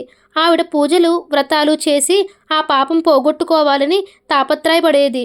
ఒకసారి మా అమ్మ ఇంట్లో లేదు. పబ్బి, ప్లీజ్ విద్య వారించబోయాడు. చెప్పనీ విద్య, నా కడుపులో దావానలంగా మరుగుతోంది బాధ. ఆ రోజు ఇంట్లో డిన్నర్ అవుతోంది. కింద వాళ్ళు తాగి అరుస్తున్నారు. మేడ మీద నేను సమీర చేతులు పట్టుకొని కూర్చొని భయంగా టీవీ చూస్తున్నాం. ఇంతలో డాడీ కోపంగా ఎవరి మీదో అరుస్తూ పైకి మేమున్న చోటికి వచ్చాడు. ఇద్దరు ఏదో కాంట్రాక్ట్ విషయం గురించి కీచులాడుకున్నారు. మేం మెల్లగా లేచి మా గదివైపు జారుకుంటుంటే వచ్చిన ఆయన సమీరని, ఏ పిల్ల ఇలా రా అని పిలిచాడు. నేను షడప్ అని అరిచాను. డాడీ లేచి వచ్చి ఒకటి కొట్టాడు. ఆయన తూలుతున్న పద్ధతి చూస్తే బాగా తాగి ఉన్నాడని తెలిసింది. అతను సమీర వెంటపడ్డాడు. సమీర గింజుకుంటుంటే డ్రెస్ పట్టి చింపాడు. సమీర అరుస్తోంది. డాడీ వచ్చి ఆయన్ని తోసి సమీరని దగ్గరకు తీసుకున్నాడు. మా అమ్మే, నా బంగారమే అంటూ సమీరని దగ్గరకు పట్టుకొని ఆయనకి ఏ రోగం వచ్చిందో సమీరని రక్షించాల్సింది పోయి పరాయి వాళ్ళల్లా సమీర శరీరం నలపసాగాడు. సమీర అరుస్తోంది. నేను డాడీని సమీర నుంచి లాగటానికి చూస్తున్న ప్రయత్నం విఫలించింది. ఆ క్షణంలో ఆయన తండ్రి కాదు, పశువు. నేను ఎలాగో అలా బలంగా ఆయనని విడదీశాను. ఆయన కింద పడ్డాడు. స్పృహ తప్పింది. మళ్ళా లేవలేదు. నేను సమీర చేయి పట్టుకుని మెట్లు దిగి పారిపోతుంటే ఆ వచ్చిన ఆయన మా వెంటబడి సమీరను పట్టుకున్నాడు. ఆయన నుంచి సమీరను విడిపించడం నాకు సాధ్యం కాలేదు. ఆయన చేతుల్లో కోడిపెట్టలా నలుగుతున్న సమీర పబ్బీ పబ్బీ అని ఏడ్చేసింది. నేను పరిగెత్తుకెళ్ళి నా క్రికెట్ బ్యాట్ తెచ్చి సోఫాలో సమీరను తోయటానికి ప్రయత్నం చేస్తున్న ఆయనను పిచ్చి బలంతో కోపంతో బాదాను. ఆయన తల బద్దలై రక్తం ధారలు కట్టింది. నేల మీద పడిపోయిన ఆయనను నేను ఇంకా కొడుతూనే ఉన్నాను. సమీర్ ఏడుస్తోంది. ఈ గొడవ విని కింద నుంచి కొంతమంది పరుగున వచ్చారు. నన్ను పట్టుకున్నారు. ఆయన నేను కొట్టిన దెబ్బలకి చచ్చిపోయాడని పోలీసులు నన్ను అరెస్టు చేశారు. సమీర నాతో పాటు పోలీస్ స్టేషన్లో ఉంటానని, ఇంట్లో ఒక్కదాన్ని ఉండనని ఏడుపు. మా నాన్న పోలీసులకి నేను పనికిరాని వెధవనని, చెడు సావాసాలు చేసి రౌడీనయ్యానని, దొంగతనాలు చేస్తానని, వాళ్ళని కొడతానని పోలీసులు చెప్పాడు. నన్ను జైలులో పెట్టారు. జర్మనీలో ఉన్న సదామావియ ఇది తెలియగానే వచ్చి నన్ను విడిపించాడు. నా మీద కేసు కొట్టించేశాడు. నన్ను సమీరని తన ఇంటికి తీసుకువచ్చేశాడు. తర్వాత మేము స్కూల్కి వెళ్ళలేకపోయాం. అందరూ హేళనలు, వెక్కిరింతలు, లోకం మమ్మల్ని చూసి నవ్వుతోందని కృంగిపోతున్న మాకు సదామావియ ఈ లోకాన్ని ఎలా తిరస్కరించాలో, ఎలా దాన్ని చూసి తిరిగి నవ్వాలో, ఎలా ఏడిపించాలో నేర్పాడు. మా డాడీ అంటే నాకు భయం. నువ్వే ఆయన్ని భయపెట్టాలి, భయపడకూడదు అనేవాడు మావయ్య. మావయ్య లేకపోతే నేను సమీర ఎప్పుడో చచ్చిపోయేవాళ్ళం. ఒకసారి మావయ్య ఊరు వెళ్ళాడు. డాడీ వచ్చి మమ్మల్ని బలవంతంగా ఇంటికి తీసుకువెళ్ళాడు. సమీర నేను ఇంట్లోంచి పారిపోయాం. మేము ఆకలికి తాళలేకపోయాం. కష్టాలు పడలేక అప్పటికే మావయ్య పోలీస్ రిపోర్ట్ ఇచ్చి పేపర్లో ప్రకటన గుప్పించేశాడు. మేం పోలీసులకు లొంగిపోయాం. పడుకో ప్రభు, విద్య అనూనయంగా అన్నాడు. సమీర నన్ను తప్ప ఎవ్వరినీ నమ్మదు. నాకేదైనా అయితే సమీర్ ఏమైపోతుందో అని నా భయం. మావయ్య మాకు వాతావరణం మార్చాలని నన్ను సమీరని ఢిల్లీ హాస్టల్లో చేర్పించేశాడు. ఆయన సెలవులకు వచ్చి మమ్మల్ని ఇంటికి తీసుకువచ్చేవాడు. నన్ను ఇంజనీర్ను, సమీరను డాక్టర్ చేయాలని మావయ్య చాలా తాపత్రయపడ్డాడు. ఢిల్లీ వాతావరణం నన్ను బాగా మార్చింది. ముఖ్యంగా మనుష్యులంటే భయం పోయింది. హైదరాబాద్లో మా ఇంటిలోనే ఉండి చదువుకుంటానని వచ్చేశాను. నాకు డాడీ అంటే భయం లేదు. ఆయన నన్ను ఇప్పుడు ఏమీ చేయలేకపోతున్నాడు. నా మీద కోపం అంతా నా ఫ్రెండ్స్ మీద చూపిస్తాడు. మా ఇష్టం వచ్చింది చదవమని మావయ్య వదిలేశాడు. ఉద్యోగాలు ఎందుకు, నా డబ్బంతా మీదేగా అంటాడు. సమీరకి మంచి వ్యక్తిని చూసి పెళ్లి చేసేయాలి, అది నా తపన. మాదేం అదృష్టం చెప్పు. తల్లి తండ్రి డబ్బు అన్నీ ఉన్నా అనాథలం. సంఘానికి బీదవాళ్ళ కష్టాలే అర్థమవుతాయి, ఉన్నవాళ్ళవి అర్థం కావు. ప్రభు ప్లీజ్ రెస్ట్ తీసుకోవాలి. నువ్వు నిద్రపోవటానికి ట్రై చేయి. నేను నిద్రపోతే నువ్వు వెళ్ళిపోతావు కదా. వెళ్ళను. నువ్వు వెళ్ళమనేంతవరకు వెళ్ళను, సరేనా? ప్రామిస్? సంతోషంగా అడిగాడు ప్రభు. ప్రామిస్. విద్య ప్రభు చేతిలో చేయి వేశాడు. Thank you my friend. నేనిప్పుడు మా సమీరతో. విద్య అతని పెదవుల మీద చెయ్యి ఆనించాడు. నువ్వు ఇలా మాట్లాడుతూ ఉంటే నేను ఒక్క క్షణం కూడా ఉండను. ప్రభు అతని చేయి పట్టుకున్నాడు. మళ్ళీ మాట్లాడబోయి విద్య చూపుడు వేలు చూపడంతో ఆగిపోయాడు. 10 నిమిషాల్లో నిద్రపోయాడు. విద్యాధర్ బెడ్ లైట్ వేసి మంచం పక్కనే కుర్చీలో కూర్చున్నాడు. అంతటా నిశ్శబ్దం. ఆ నిశ్శబ్దంలో నుంచి పక్క గదిలో సమీర వెక్కి వెక్కి ఏడుస్తున్న ధ్వని సన్నగా వినిపిస్తోంది. విద్యాధర్కి ఆ క్షణంలో జాలి వేసింది. మనిషికి బాల్య స్మృతులు మధుర స్మృతులు కాకపోయినా పర్వాలేదు, కానీ పీడకలలా మాత్రం ఉండకూడదు. 4 రోజుల తర్వాత విద్యాధర్ గరుడాచలం ఇంటి నుంచి సైకిల్ మీద త్వరగా ఇంటికి వస్తున్నాడు. రిజర్వేషన్స్ విషయంలో ధర్నా చేస్తున్న స్టూడెంట్స్ మీద పోలీసులు అదుపు చేయడానికి కాల్పులు జరిపారట. 2 విద్యార్థులు మరణించటంతో విద్యార్థులు కోపోద్రేకాలతో పేట్రేగిపోయారని, బస్సులు లారీలు తగలబెడుతూ ఉండటంతో నగరమంతా కర్ఫ్యూ విధించారని, రోడ్ల మీద వాహనాలు తిరగడం నిషేధించారని రేడియోలో వినగానే గరుడాచలం విద్యాధర్ని పంపేశాడు. రోడ్లు అప్పుడే నిర్మానుష్యం అయిపోయినాయి. బస్సులు ఆటోలు ఏవీ కనిపించడం లేదు. విద్యాధర్ సగం దూరం వచ్చేసరికి విజయ బస్టాండ్లో నిలబడి విద్యాధర్ని చూడగానే చెయ్యి ఎత్తి విష్ చేసింది. అతను పరధ్యానంగా తిరిగి విష్ చేసి ముందుకు వచ్చేసిన వాడల్లా ఆగి ఒక పాదం భూమి మీద ఆనించాడు. ఎక్కడా బస్సులు వచ్చే జాడలేదు. ఆటోలు వస్తున్నా జనంతో కిక్కిరిసి ఉంటున్నాయి. అతను తిరిగి చూశాడు. విజయ్తో పాటు ఇంకో 4-5 మగవాళ్ళు నిలబడి ఉన్నారు. విద్యాధర్ తటపటాయించకుండా సైకిల్ వెనక్కి తీసి బస్టాప్ దగ్గరికి తీసుకువచ్చాడు. బస్సులు బందట అన్నాడు. విన్నాను, వీళ్ళు చెబుతుంటే తెలిసింది, పక్కన వాళ్ళు చూస్తూ అంది. ఆటోలు కూడా దొరకవు. అదే ఇక్కడ 1:30 నుంచి వెయిట్ చేస్తున్నాను. భగవంతుడు ఏదో ఒక దారి చూపిస్తాడని చూస్తున్నాను. విద్యాధర్ సైకిల్ పక్కకు ఉంచి దాన్ని ఆనుకుని నిలబడ్డాడు. మీరు వెళ్ళండి, పర్వాలేదు అంది. మీకు ఆటో దొరకనివ్వండి. ఇద్దరు మౌనంగా నిలబడ్డారు. 10 నిమిషాలు గడిచాయి. ఎక్కడి నుంచి వస్తున్నారు? విద్యాధర్ అడిగాడు. ఓల్డేజ్ హోమ్ నుంచి వస్తున్నాను. తాతగారు ప్రతీ నెల తను చదివేసిన మ్యాగజైన్స్ వారికి పంపిస్తారు. తిరిగి వస్తుంటే ఎప్పుడూ రష్గా ఉండే బస్సు ఖాళీగా దొరికింది. ఏమిటా ఈ విడ్డూరం అనుకున్నాను. ఇక్కడ బస్సు మారాలి. ఇంతకీ రావడం లేదు. అదిగో ఆటో వస్తోంది. విజయ్ సంతోషంగా అంది. విద్యాధర్ అప్పటికే దాన్ని చూసి చప్పట్లు చరుస్తూ ఆటో అంటూనే తన ముందుగా రోడ్డు మీదకి వెళ్ళి పిలిచాడు. బస్ స్టాప్లో నిలబడిన నలుగురు కూడా పిలిచారు. ఆటో వచ్చి ఆగింది. విద్యాధర్ అడిగాడు. అటు వెళ్ళడం లేదు సార్, రాను అంటూ మిగతా నలుగురిని ఎక్కించుకుని వెళ్ళిపోయాడు. రోడ్డు మీద గాలికి పరిగెత్తుతున్న ఎండుటాకుల శబ్దం తప్ప ఇంకే ధ్వని లేదు. వెళ్దాం రండి అన్నాడు విద్యాధర్. ఎలా అంది విజయ్ మార్గమేది అన్నట్లు. విద్యాధర్ సైకిల్ మీద వెనక సీటు చూపించాడు. ఇదొక్కటే మార్గం. విజయ్ మాట్లాడలేదు. అతను ఇక తర్కించలేదు. తనకు తోచిన మార్గం చెప్పాడు. నిర్ణయం ఆమెకే వదిలేశాడు. ఆమెని తప్పక రమ్మనమని బలవంతం చేయలేదు. మీరు వెళ్ళండి అంది మొహమాటంగా. నేను వెళ్తాను, మీకు ఆటో కానీ రిక్షా కానీ దొరకనివ్వండి. ఇలా బస్ స్టాప్ దగ్గర ఒంటరిగా ఎలా వదిలేస్తాను అన్నాడు. విజయ, విద్యాధర్ వీధికి చెరోవైపు ఏదైనా వాహనం వస్తుందా అని చూస్తున్నారు. ఈ 4 రోజుల నుంచి విజయ మధ్యాహ్నం వేళ వచ్చి పూలు కోయడం, పుస్తకాల గురించి మాట్లాడడంతో కాస్త చనువైంది. పోలీస్ జీప్ ఇళ్లల్లో వాళ్ళని బయటికి రావద్దని కర్ఫ్యూ విధించారని చెబుతూ వెళ్ళిపోయింది. విద్యాధర్ని విజయ్ని చూసి దయ్యుంచి రోడ్ల మీద నిలబడవద్దు అని హెచ్చరిక చేస్తూ వెళ్ళిపోయింది. విద్యాధర్ రోడ్డు వైపు చూస్తున్నాడు. విజయ నిట్టూర్చింది. అతని సైకిల్ దగ్గరకు వచ్చింది. తప్పదు, పదండి అంది. విజయ సైకిల్ మీద వెనక సీటు ఎక్కింది. విద్యాధర్ బయలుదేరాడు. కొన్ని చోట్ల బాగా ఎత్తుంది రోడ్డు. నేను దిగి నడవనా అడిగింది. వద్దు అన్నాడతడు. తన జేబు రుమాలు తీసి చెమట తుడుచుకోవడం విజయ్ చూసింది. మీకు చాలా శ్రమ ఇచ్చాను అంది నొచ్చుకున్నట్లుగా. పర్వాలేదు అన్నాడతడు. దోవలో చెప్పాడు. మీ ఎంట్రన్స్ పుస్తకాలు దొరికాయి. నా ఫ్రెండ్ దగ్గర నుంచి తెచ్చాను. నిజంగానా ఆనందంగా అడిగింది. ఆమె కంఠంలో ఆనందం అతని మనసులో సంతోష తరంగాల్ని రేకెత్తించింది. మధ్యాహ్నం ఇంటికి రాగానే తలుపు మూసి ఉంది. ఇంట్లో లేరని తెలిసింది అన్నాడు. అవును, ఇక్కడికి వచ్చాను అంది. తాతగారు ఏమంటున్నారో తెలుసా? నన్ను MBA ఎంట్రన్స్ ఇక్కడే రాయమంటున్నారు. Good idea. అక్కడైతే చదువు సరిగ్గా సాగదు.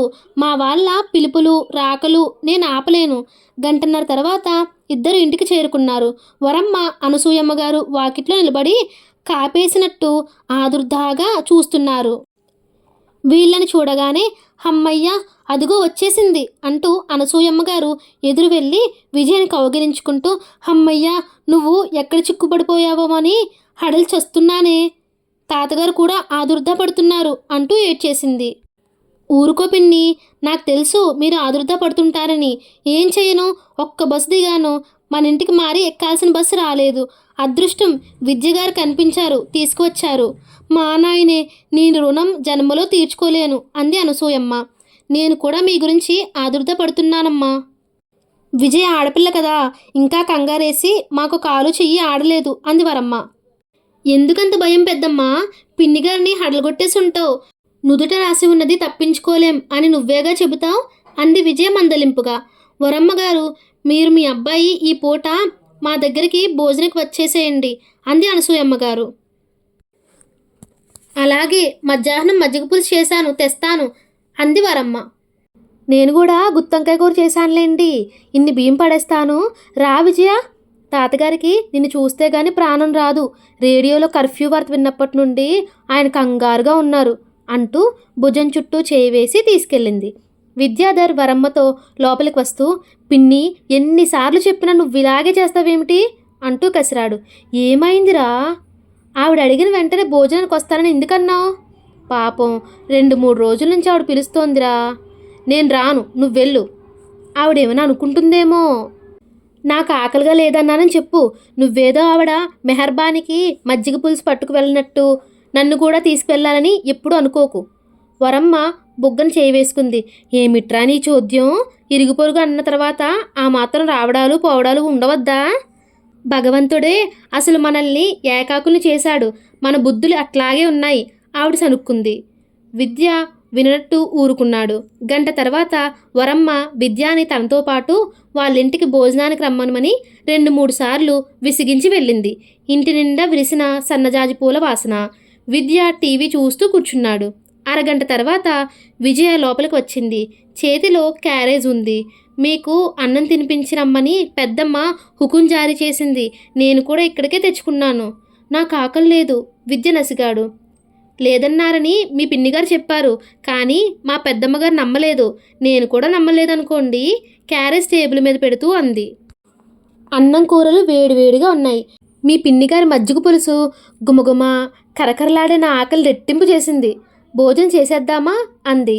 అతను తప్పనిసరిగా తల ఊపాడు. గుడ్, ప్లేట్లు ఎక్కడున్నాయో చెప్తారా అంది. విద్య టీవీ ఆఫ్ చేసి లేచొచ్చి ప్లేట్లు ఇచ్చాడు. విజయ్ వడ్డిస్తోంది. విద్య మంచినీళ్ళు పెట్టాడు. విజయ డైనింగ్ టేబుల్ పక్కన చిన్న గూట్లో ఉన్న దేవుడిని చూసి, ఈరోజు పిన్నిగారికి దండకట్టు ఇవ్వలేదు అంటూ గట్టిగా గాలి పీల్చి, ఈ ఇంట్లోకి రాగానే అవి ఎక్కడో దాక్కుని నన్ను పిలుస్తున్నాయి అంది. విద్య దేవుడి పటం దగ్గర సగం మూత పెట్టిన గిన్నె చూపించాడు. విద్య దేవుడిని విజయను మార్చి మార్చి చిరునవ్వుతో చూశాడు. విజయ్ వచ్చి రోజు పువ్వులు వేసి దండకట్టి వరమ్మకిస్తుంది. వచ్చినప్పుడు పిచ్చాపాటిగా పుస్తకాలు, పాలిటిక్స్, కొంచెం సేపు తనతో కబుర్లు చెప్పి వెళుతుంది. ఎప్పుడూ లేనిది ఈరోజు తను పువ్వులు కోసి పిన్నికి సాయం చేశాడు. పెరట్లో నుంచి వస్తున్న విజయ్ వాళ్ళ ఇంటివైపు చూశాడు. మేడ మీద గది కిటికీ తలుపులు మూసి ఉన్నాయి. విజయ ఇంట్లో లేదని అర్థమైంది. ఏమిటి ఆలోచిస్తున్నారు? అన్నం వడ్డిస్తూ అంది. ఏం లేదు అన్నాడు. ఏం లేకపోవటం ఏమిటి? మీకు ఇష్టమైనది ఏదో ఆలోచిస్తున్నారు, నాకు చెప్పడం లేదు అంది విజయ. అతని పెదవుల మీదకి వచ్చిన చిరునవ్వు వెళ్ళలేనట్లు తారట్లాడింది. నా ఎంబీఏ ఎంట్రన్స్ పుస్తకాలు ఎక్కడా? విజయ్ హఠాత్తుగా అడిగింది. విద్య వెళ్ళి డ్రాయర్లో నుంచి తీసి తెచ్చి ఇచ్చాడు. విజయ చేతుల్లోకి తీసుకొని అపురూపంగా చూస్తోంది. ఆ కళ్ళ నిండా సంతోషం. ఓ గాడ్, నేనెంత లక్కీ కదూ! ఎంతో శ్రమ పడాల్సి వస్తుందనుకున్నాను. మీ పుణ్యమా అని నా చేతుల్లోకి సులభంగా వచ్చేశాయి. విజయ్ ముఖంలో ఆనందం చూస్తుంటే మళ్ళీ తనలో అదే సంతోషకెరటం. విజయ్ వడ్డించడం మర్చిపోయినట్టు పుస్తకం చూడటంలో నిమగ్నమైంది. విద్యాధర్ తనే చట్నీ, నెయ్యి వేసి 2 పేట్లలో వడ్డించాడు. భోజనం చేయండి చెప్పాడు. ఓ, విజయ గుర్తుకు వచ్చిన దానిలా అన్నం తింటూ పుస్తకాలు చూస్తోంది. విద్యాధర్ కూడా భోజనం చేస్తున్నాడు. అనసూయమ్మ గారిని విసుక్కున్నాను కానీ వంట చాలా బాగుంది, తినండి విజయ్ని మధ్య మధ్యలో హెచ్చరిస్తున్నాడు. తింటున్నా. విజయ తలెత్తకుండానే చేతికి అందినది తింటోంది. మధ్య మధ్యలో ఆమెకు వడ్డిస్తున్న విద్యాధర్ క్షణంసేపు విజయనే గమనిస్తున్నాడు. Light pink colour churidar dress ధరించింది. మెడలో సన్నటి గొలుసు, చెవులకి ఒంటి ముచ్చపు కమ్మలు, నుదుట చిన్న బొట్టు. ఆ అమ్మాయి సుకృతం ఏమిటో గాని ముఖం ఎప్పుడూ నేవలంగా, ప్రసన్నంగా, రోజాపూల నాజుకుతనంగా ఉంటుంది. చూసిన వాళ్ళకి కూడా తోటలో విరబూసిన పువ్వుని చూసినప్పటి హాయి, ఆనందం కలుగుతాయి. ఈ ఇంట్లో ఇలా తనతో కూర్చొని ఒక ఆడపిల్ల భోజనం చేయడం ఇంతవరకు ఎప్పుడూ జరగలేదు. ఈ ఇల్లు ఏదో కొత్త అందాలు తెచ్చుకున్నట్టుగా ఉంది. అబ్బా, ఇవన్నీ నేను కష్టపడి చదవాలి అంది. కష్టమేం లేదు, నేను చూశాను. కాస్త శ్రద్ధ పెడితే చాలు అతను కూర విజయ్ ప్లేట్లో వడ్డిస్తూ అన్నాడు. అయ్యయ్యో, ఇంతసేపు మీరు వడ్డిస్తున్నారా? మై గాడ్, నేను చూడనే లేదు. హాయిగా తినేస్తున్నాను. మా పెద్దమ్మ చూస్తే నేను చెప్పిందేమిటి, నువ్వు చేసిందేమిటి అంటూ చివాట్లు వేస్తుంది. విజయ పుస్తకం పక్కన పెట్టేసి అతనికి కూరంతా వడ్డించేసింది. అతను చాలు చాలు అంటున్నా వినలేదు. ఎవరికి వడ్డించినా పర్వాలేదు, ఇద్దరం కడుపు నిండా తినాలి అని వాళ్ళ ఉద్దేశం అన్నాడు. అవును. విజయ చెంపకి చెయ్యి ఆనించుకొని అతన్ని తదేకంగా చూసింది. ముఖం దీప్తివంతం అయింది. ఏమిటి, పెరుగు ఇద్దరికి వడ్డిస్తున్నా అతను అడగకుండా ఉండలేకపోయాడు. మీరు కూడా ఎంబీఏ ఎంట్రన్స్ ఎందుకు రాయకూడదు? నేనా అన్నాడు. అవును, ఆర్థికంగా నిలదొక్కుకోవటానికి అది ఇంకా మంచి మార్గం కదా. నేనెప్పుడూ ఆలోచించలేదు అన్నాడు. ఇప్పుడు ఆలోచించండి. కాస్త ఇంకో 2 ఏళ్ళు కష్టపడితే మీ భవిష్యత్తు ఇంకా బాగుంటుంది. మీరు బాగుంటే పిన్ని గారికి కూడా సుఖం. ఈ రోజుల్లో ఆర్థికంగా ఎదగకపోతే మనిషిని జీవితం విసిగిచ్చేస్తోంది. అతను ఆలోచనగా సూటిగా విజయ్ కళ్ళల్లోకి చూస్తున్నాడు. విజయ్ కూడా చూస్తోంది. ఇద్దరి మధ్య నిశ్శబ్దం ఏర్పడింది. అన్నం తినడం మర్చిపోయినట్లు కూర్చున్నారు. నేనేమన్నా సాధ్యం కాని మాట చెబుతున్నానా? మీ శక్తిని మించిందంటారా? అడిగింది. కాదు, మరెందుకు ప్రయత్నం చేయకూడదు? ఇప్పుడు కష్టపడితే తర్వాత సుఖపడవచ్చు, లేకపోతే తర్వాత ఎప్పుడూ బాధే. అతను వింటున్నాడు. ఇందులో నా స్వార్థం కూడా చాలా ఉందిలేండి అంది. మీ స్వార్థమా? అవును, మీరు కూడా చదివితే నాకు తోడు ఉంటారు. ఈ పుస్తకాలు సంపాదించడం, చదవడంలో నాకేదైనా తెలియకపోయినా, సందేహం వచ్చినా మిమ్మల్ని అడగవచ్చు. ఇది మరి నా స్వార్థమేగా అంది. విద్యాధర్ పెదవుల మీద చిరునవ్వు ఉదయించింది. కానీ మీరిక్కడ ఉండడం లేదుగా, విశాఖ వెళ్ళిపోతున్నారు గుర్తు చేశాడు. మన దేశంలో పోస్టల్ శాఖ అనేది మన కోసమే ఒకటి ఉంది. అదా, ఈ సంవత్సరం చదువు ప్రారంభిస్తే వచ్చే సంవత్సరం ఎంట్రన్స్కి వెళ్ళే సందేహాలు తీరుతాయి. తాతగారు నన్ను ఇక్కడే చదవమంటున్నారు. అందుకే నేను మిమ్మల్ని కూడా చదవమని పోరు పెడుతున్నాను. పొరుగువారికి తోడ్పడి పొందు లాభం అన్నమాట. మీకు థ్యాంక్స్. కలలో కూడా నాకు ఈ ఆలోచన రాలేదు. నాకెంతసేపు టీచింగ్ మీదనే శ్రద్ధ. అదే నా గమ్యం అనుకుంటున్నాను. ఫ్యామిలీ టైప్ కదా, సహజం. పిన్నిగారి దోవని మీరే ఎంచుకున్నారు. ఇద్దరి భోజనం ముగిసింది. మీరు నాకు వడ్డించేశారు, నేను తినేశాను. మీరసలు భోంచేశారా అని అంది ఆదుర్దాగా. నేనెప్పుడు ఇంత తృప్తిగా కడుపు నిండా తినలేదు అనిపిస్తోంది అన్నాడు విద్య ప్లేట్ తీసుకుని వెళ్ళి కడుగుతూ. నేను నా ప్లేట్ కడిగి అర్జెంటుగా పువ్వులు దండకట్టి దేవుడికి వేసి కృతజ్ఞతలు చెప్పుకుంటాను. దేనికి? ఈరోజు ఆపద్బాంధుడిలా మీరు వచ్చి సైకిల్ మీద నన్ను సురక్షితంగా ఇంటికి తీసుకొచ్చినందుకు, రెండోది ఈ ఎంట్రన్స్ పుస్తకాలు తెచ్చి ఇచ్చినందుకు. సంతోషం పట్టలేనట్లు విజయ పుస్తకాల వైపు చూసింది. విద్యాధర్ కూడా చూశాడు. ఆ పుస్తకాలు చూస్తుంటే అతనికి కళ్ళ ముందు ఒక ఉజ్వలమైన వెలుగుపుంత సుదూరంగా దుగ్గోచరం అవుతుంది.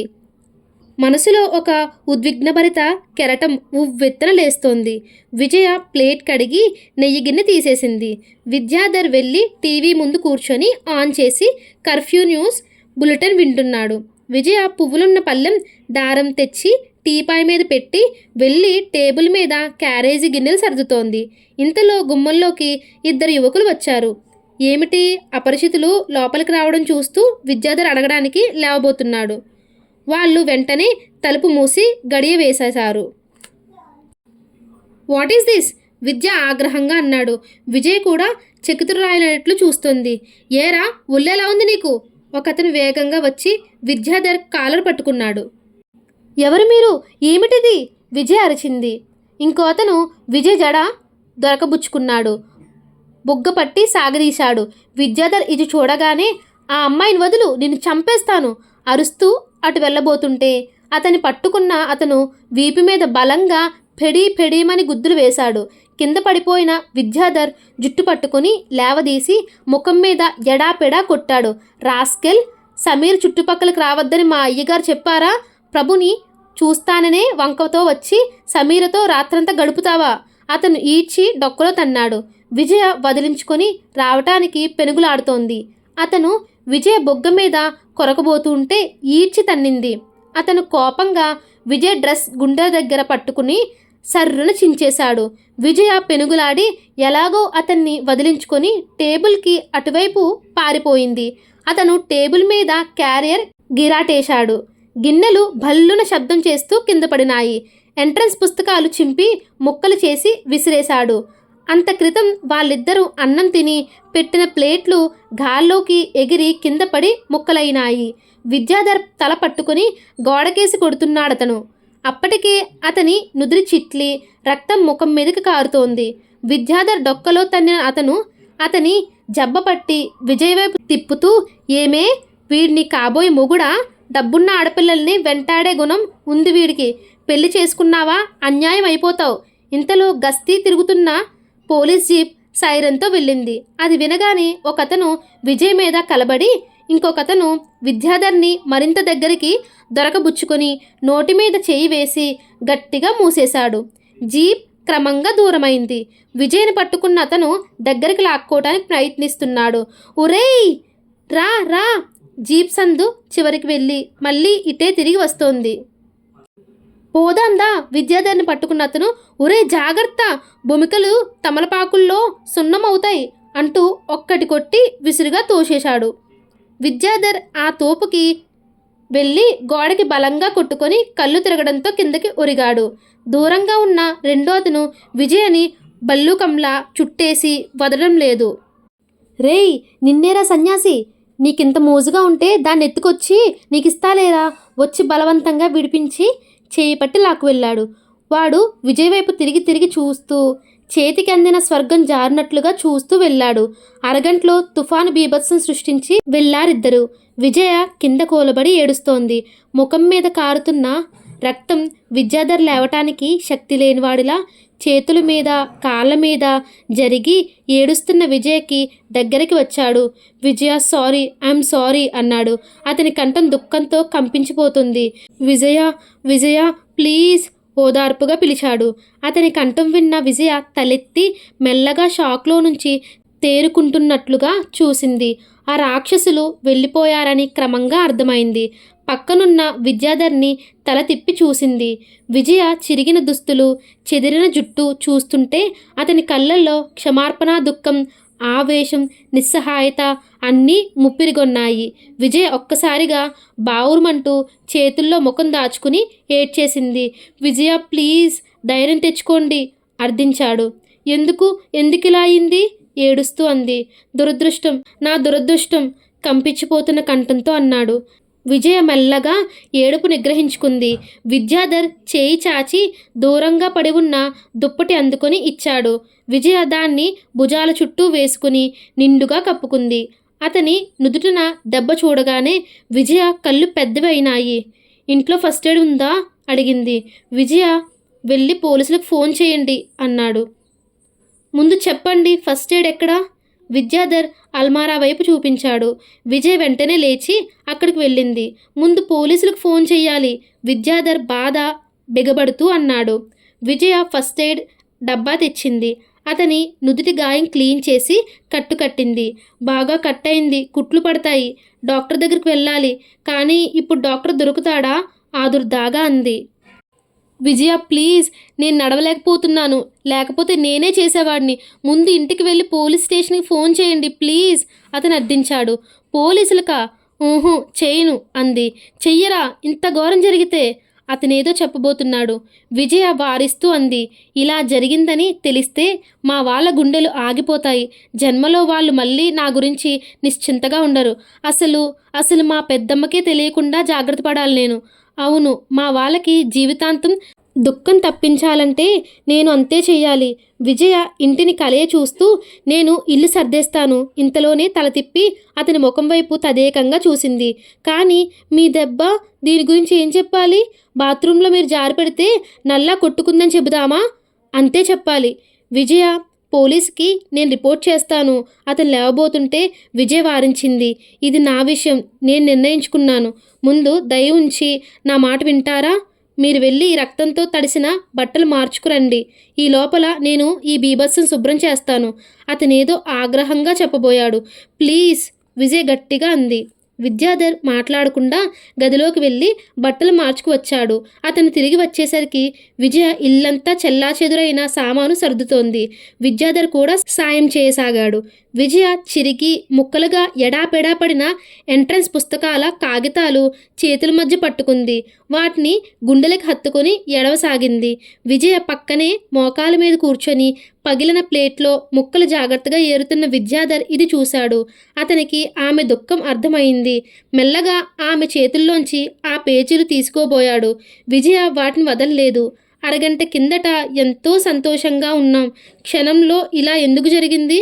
విజయ్కి ఏడుపు వరదలా వచ్చేసింది. అతని చేతుల మీదకి తల దించేసుకుంది. విజయ ప్లీజ్ అతను కంపిస్తున్న కంఠంతో అన్నాడు. మరుక్షణం విజయ అతనికి దగ్గరైంది. అతన్ని గట్టిగా పట్టేసుకుని గుండెల్లో తల దాచేసుకుంది. ఏడుపు ఆగటం లేదు. ఆ ఏడుపులో అవమానం, ఆత్మాభిమానం పొంగి పొరలి వస్తున్నట్టున్నాయి. అతను మాట్లాడలేదు.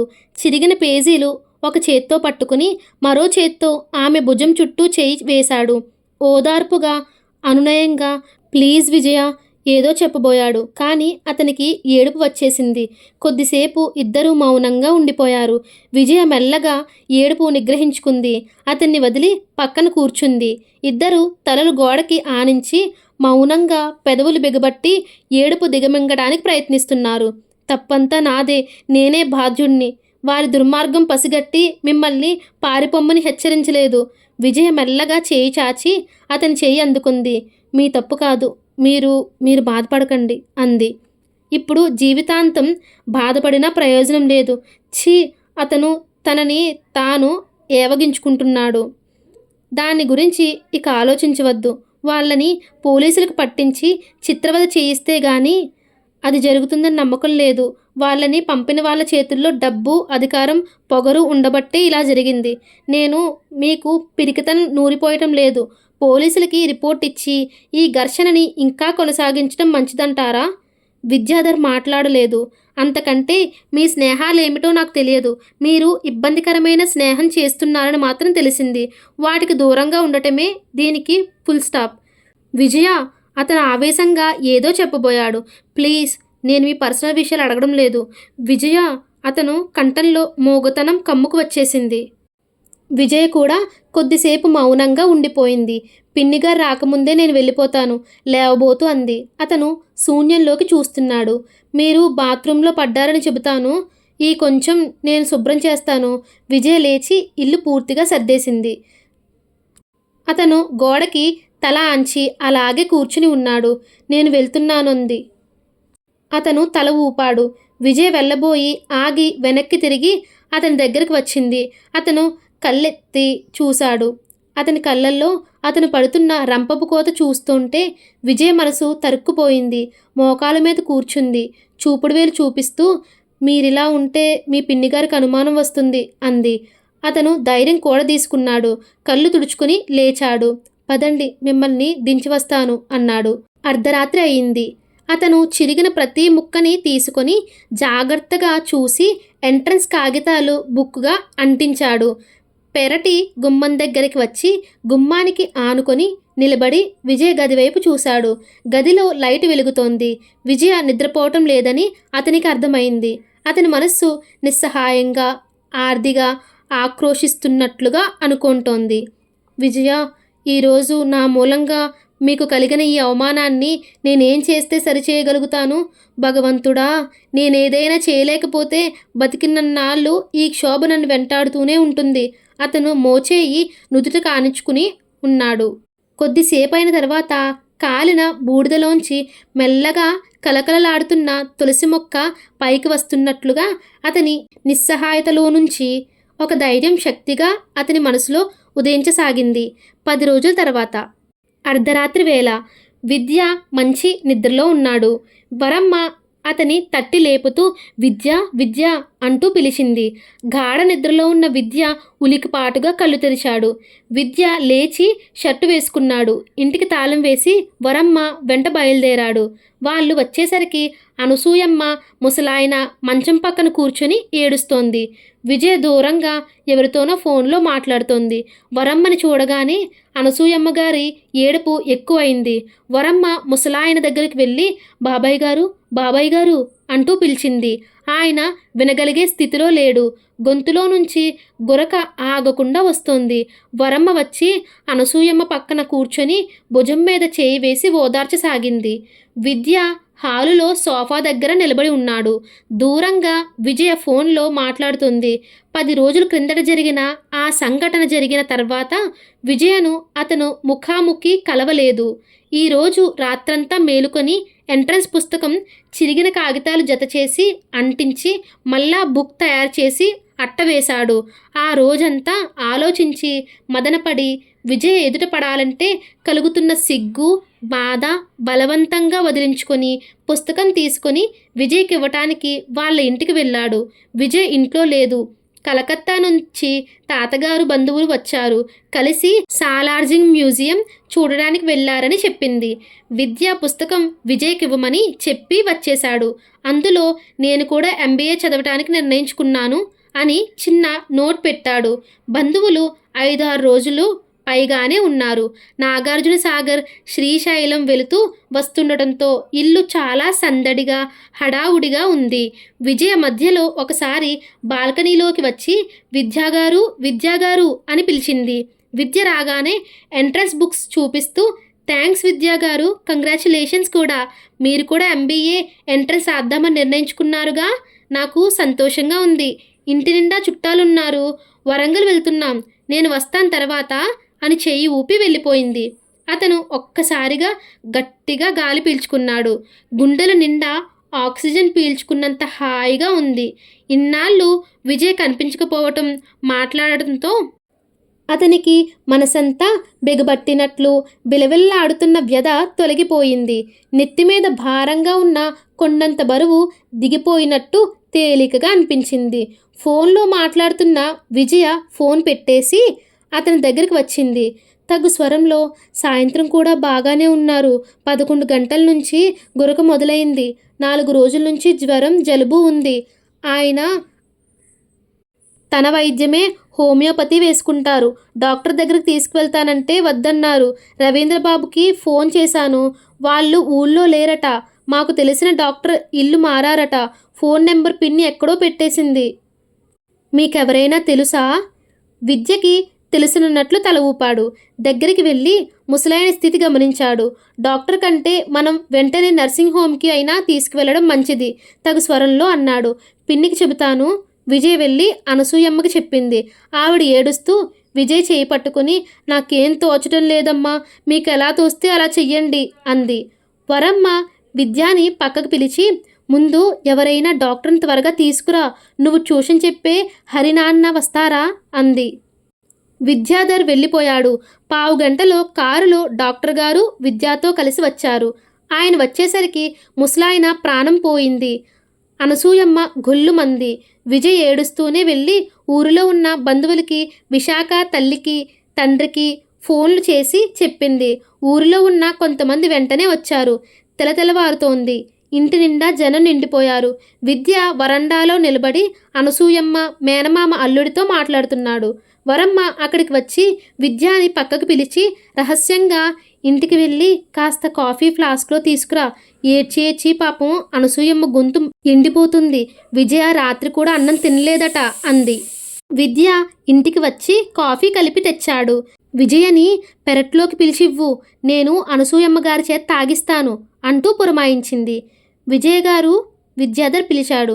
బంధువులతో తాతగారి గురించి మాట్లాడుతున్న విజయ లేచి వచ్చింది. ఇద్దరూ పెరట్లోకి వచ్చారు. ఈ కొంచెం తాగండి కప్పులో పోసి ఇచ్చాడు. వద్దు తిరస్కరించింది. అలా కాదు, పిన్ని చెప్పింది, మీరు తాగకపోతే ఆవిడ నన్ను కేకలేస్తుంది. విజయ మాట్లాడకుండా తీసుకుంది. ఒక్కసారిగా ఏడ్చేసింది. ఇలా కూర్చోండి. మందార చెట్టు దగ్గర అరుగు చూపించాడు. ఇద్దరు కూర్చున్నారు. మీరు బాధపడకండి, మీరేం ఆయనకు లోపం చేయలేదు. ఆయన అదృష్టవంతులే అయ్యారు. ఆ మంచంలో నుంచి కదలలేకపోవడం ఎంత నరకం. విజయ తల ఊపింది. నా చదువు గురించి, భవిష్యత్తు గురించి ఆయన ఆలోచన చేసేవారు. మాలో ఎవ్వరికి ఏ సమస్య తీర్చాలన్నా ఆయనకు ఉత్తరం రాసి సలహా అడిగేదాన్ని. చాలా శ్రద్ధగా ఆలోచించి జవాబు రాసేవారు. అది మంత్రంలా పనిచేసేది. నాకు పెద్ద అండ పోయినట్లుంది. మా అందరి నెత్తి మీద గొడుగే పోయిందసలు. గ్లాస్ పక్కన పెట్టేసి తాతగారి వివరాలు చెప్పింది. ప్లీజ్ కాఫీ తీసుకోండి చేతికిచ్చాడు. తాతగారికి పెద్దనాన్న ఒక్కడే కొడుకు. ఆయన తాతగారికి ప్రాణం. పంజాబ్ బ్యాంకులో పనిచేసేవాడు. లెక్కల్లో దిట్ట. చాలా మంచివాడు. కనీసం సిగరెట్ తాగే అలవాటు కూడా లేదు. పెద్దమ్మని ఇష్టపడి పెళ్లి చేసుకున్నాడు. ఒకే ఒక్క అలవాటుంది, గుర్రపు పందాలు పిచ్చి. చాలా అప్పులు చేసేవాడు. పెద్దమ్మ నగలన్నీ పోయినాయి. తాతగారు తను సంపాదించి కట్టించిన ఈ ఇంటిని పెద్దమ్మ పేరిట రాశారు. పెద్దనాన్న పోయిన తర్వాత చాలామంది తాతగారిని ఏ వృద్ధాశ్రమంలోనైనా చేర్పించేయి, ఎందుకు చాకరీ చేస్తావని సలహా ఇచ్చారు. పెద్దమ్మ వినలేదు. ఒకరోజు కూడా ఆయనని విసుక్కోలేదు. అందుకే పెద్దమ్మంటే గౌరవం. మానవత్వం లేని వాళ్ళంటే నాకు అసహ్యం. విజ్జి బంధు ఒక ఆయన పిలిచాడు. విజయ లేచి వెళ్ళింది. సాయంత్రానికి విజయ తల్లి, తండ్రి అందరూ వచ్చేశారు. దహన ఏర్పాట్లు రెడీగా ఉన్నాయి. శవంతో పాటు విద్య కూడా వెళ్ళాడు. వరమ్మ వచ్చిన బంధువుల్లో ఒకరిద్దరిని కలుపుకొని అందరికీ భోజనాలు ఏర్పాటు చేసింది. విద్య శ్మశానం నుంచి వచ్చి స్నానం చేశాడు. విజయ పంచె తువాలు తెచ్చి ఇచ్చింది. భోజనం చేసి గాని వెళ్ళవద్దు అని పిన్ని చెప్పింది అంది. రాత్రి అయింది.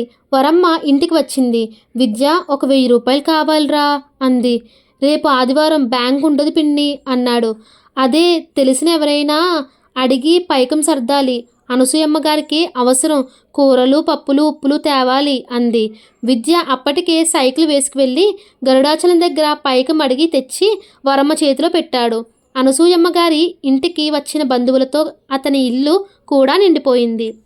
4 వారాల తర్వాత సాయంత్రం వేళ పాండుకి విద్య ట్యూషన్ చెబుతున్నాడు. ఇంతలో ప్రభు, సమీర, పాని, మురళి, శివ, సత్యం, రెడ్డి అందరూ బిలబిలలాడుతూ వచ్చేశారు. పాండు రేపురా అంటూ విద్య పుస్తకాలు మూసేశాడు. ఎలా ఉంది గాయం? విద్య ప్రభువుని అడిగాడు. నొప్పి కాస్త తగ్గింది. ఒక కుట్టు చీంపట్టి మానటం లేదు. అప్పుడప్పుడు నొప్పితో ప్రాణం కొరికేస్తోంది అన్నాడు ప్రభు. ఒకళ్ళు మంచం మీద, ఇంకొకళ్ళు కిటికీ అంచున, ఒకరు డైనింగ్ టేబుల్ అంచున ఎక్కడ చోటు దొరికితే అక్కడ కూర్చున్నారు. పిన్నిగారు బాగున్నారా? ప్రభు పలకరించాడు. అతని ఆప్యాయతకి ఆవిడ మురిసిపోయింది. బాగున్నాను నాయనా అంది. నమస్కారం పిన్నిగారు అన్నాడు మురళి. డిటో అన్నాడు పాని. మంచం మీద కూర్చున్న సమీర ఇంటిని కలయి చూస్తూ కంపరంగా, విద్య ఈ ఇంట్లో ఎలా ఉంటున్నావు? అసలు ఇది మనుషులుండే ఇల్లేనా? ఎలకల కన్నం కన్నా చిన్నదిగా ఉంది. నాకు ఊపిరి ఆడటం లేదు. సమీర మంచం మీద నుంచి లేవబోతుంటే ప్రభు కళ్ళు పెద్దవి చేసి షడప్ అని ఎవ్వరికీ వినిపించినంత చిన్నగా మందలించాడు. కూర్చో అన్నట్లు చూశాడు. ఓ పబ్బీ! సమీర విసుగ్గా బలవంతంగా తప్పనిసరిగా కూర్చుంది. వరమ్మ అందరికీ కాఫీ కలిపే ప్రయత్నంలో ఉంది. విద్య గ్లాసులు తీసి ఇస్తున్నాడు. పిన్నిగారు, మా సమీర చిన్నపిల్ల, దాని మాటలు పట్టించుకోకండి. నాకైతే ఇల్లు చాలా నచ్చింది. ప్లీజ్ నన్ను పెంచుకోండి. నెలకి 10,000 ఇస్తాను అన్నాడు ప్రభు. ఛీ, అదేం మాటరా? పని మనిషికి జీతంలా అన్నాడు మురళి. డిటో అన్నాడు పాని. అందులో నాకు సగం 5,000 ఇవ్వరా? నేను నిన్ను మా పెద్దమ్మ చేత నీకు కావాలన్న చాకరీ చేయిస్తాను అన్నాడు శివ. ఆవిడ నడుం వంగిపోయి లేవలేదు. గంటకో పని చేస్తుంది. నాకు 2,000 చాలురా. నేను అమ్మమ్మ, బామ్మ, పిన్ని, అత్తయ్య, అమ్మ, నాన్న, మావయ్య అందరికంటే బాగా చూసుకుంటాను అన్నాడు మురళి. అవునవును, ఆ 2,000తో వాడి షోకులు చాలా బాగా చూసుకుంటాడు అన్నాడు పాని. అసలు మీ ఇద్దరికి క్షణం పడదు కదా? స్నేహితులు ఎలా అయ్యారు? సమీర సందేహంగా అడిగింది. వాళ్ళిద్దరూ దొంగలు. అలా మాటలతో కోట్లాడుకుంటారు కానీ అవసరం వస్తే ఒకరినొకరు బాగా ఆదుకుంటారు అన్నాడు రెడ్డి. ఇదేదో అవసరాల సంబంధంలా ఉంది అంది సమీర. సమీర, నీకెప్పుడు ఫ్రెండ్స్తో అభిప్రాయ భేదం రాదా? మురళి అడిగాడు. నాకు అసలు క్లోజ్ ఫ్రెండ్సే లేరు.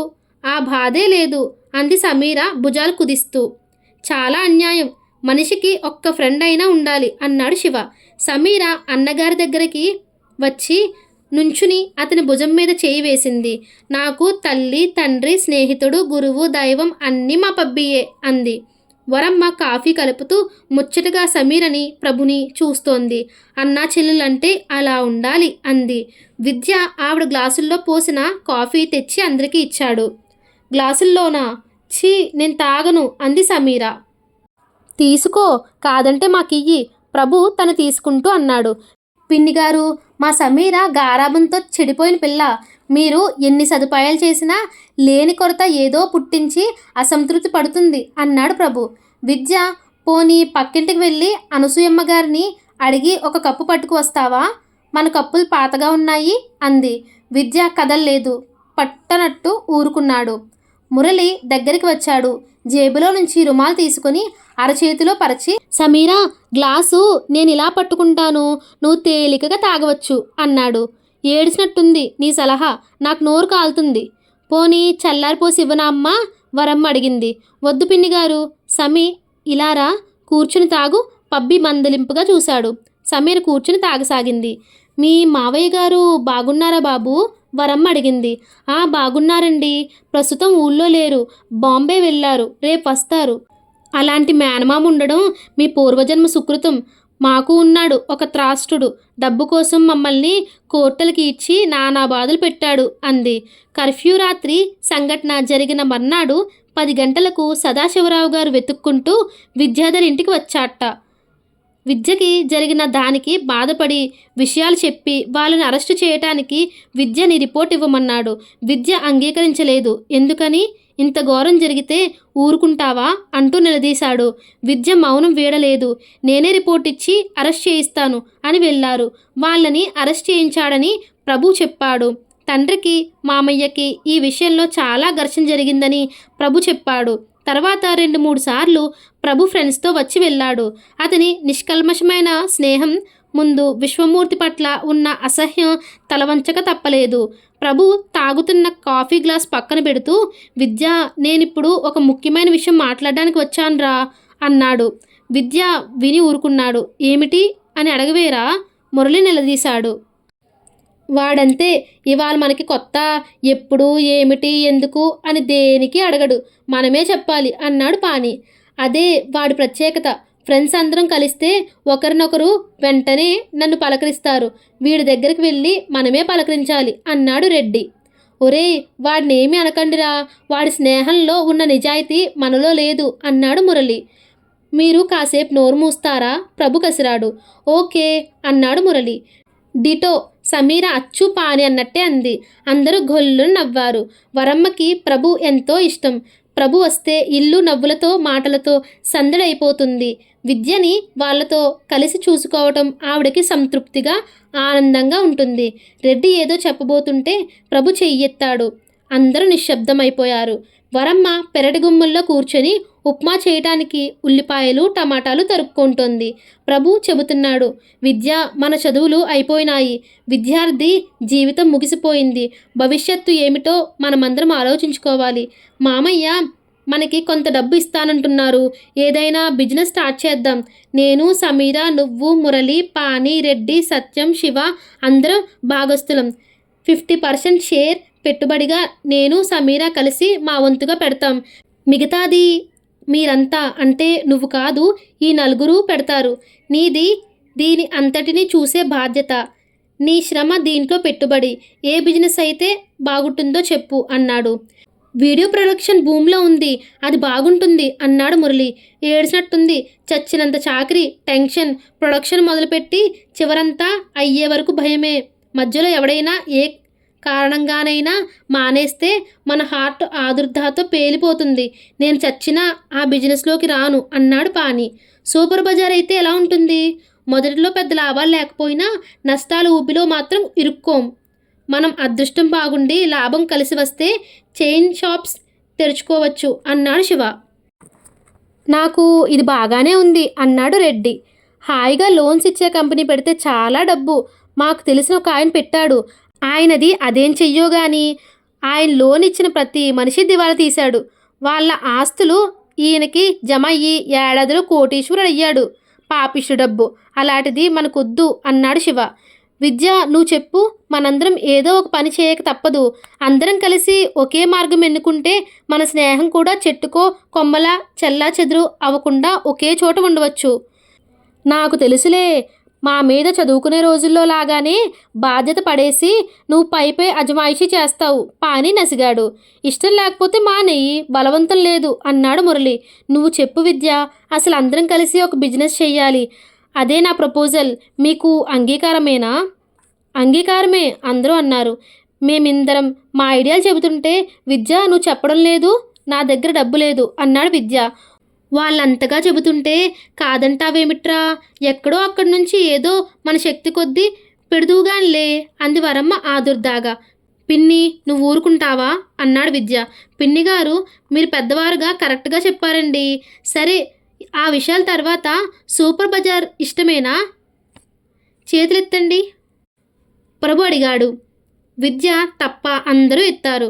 4 గోవిందాన్ని ఒప్పుకుంటున్నాను అన్నాడు పాని. అప్పైనా సొప్పైనా లాభమైనా నష్టమైనా కలిసే పంచుకుందాం రెడ్డి ఆవేశంగా అన్నాడు. ఓకే, సూపర్ బజార్ అనేది నిర్ణయం అయింది. ప్రభు క్లాప్స్ ఇస్తూ అన్నాడు. అందరూ చప్పట్లు జత కలిపారు. విద్య చేతులు కలపలేదు.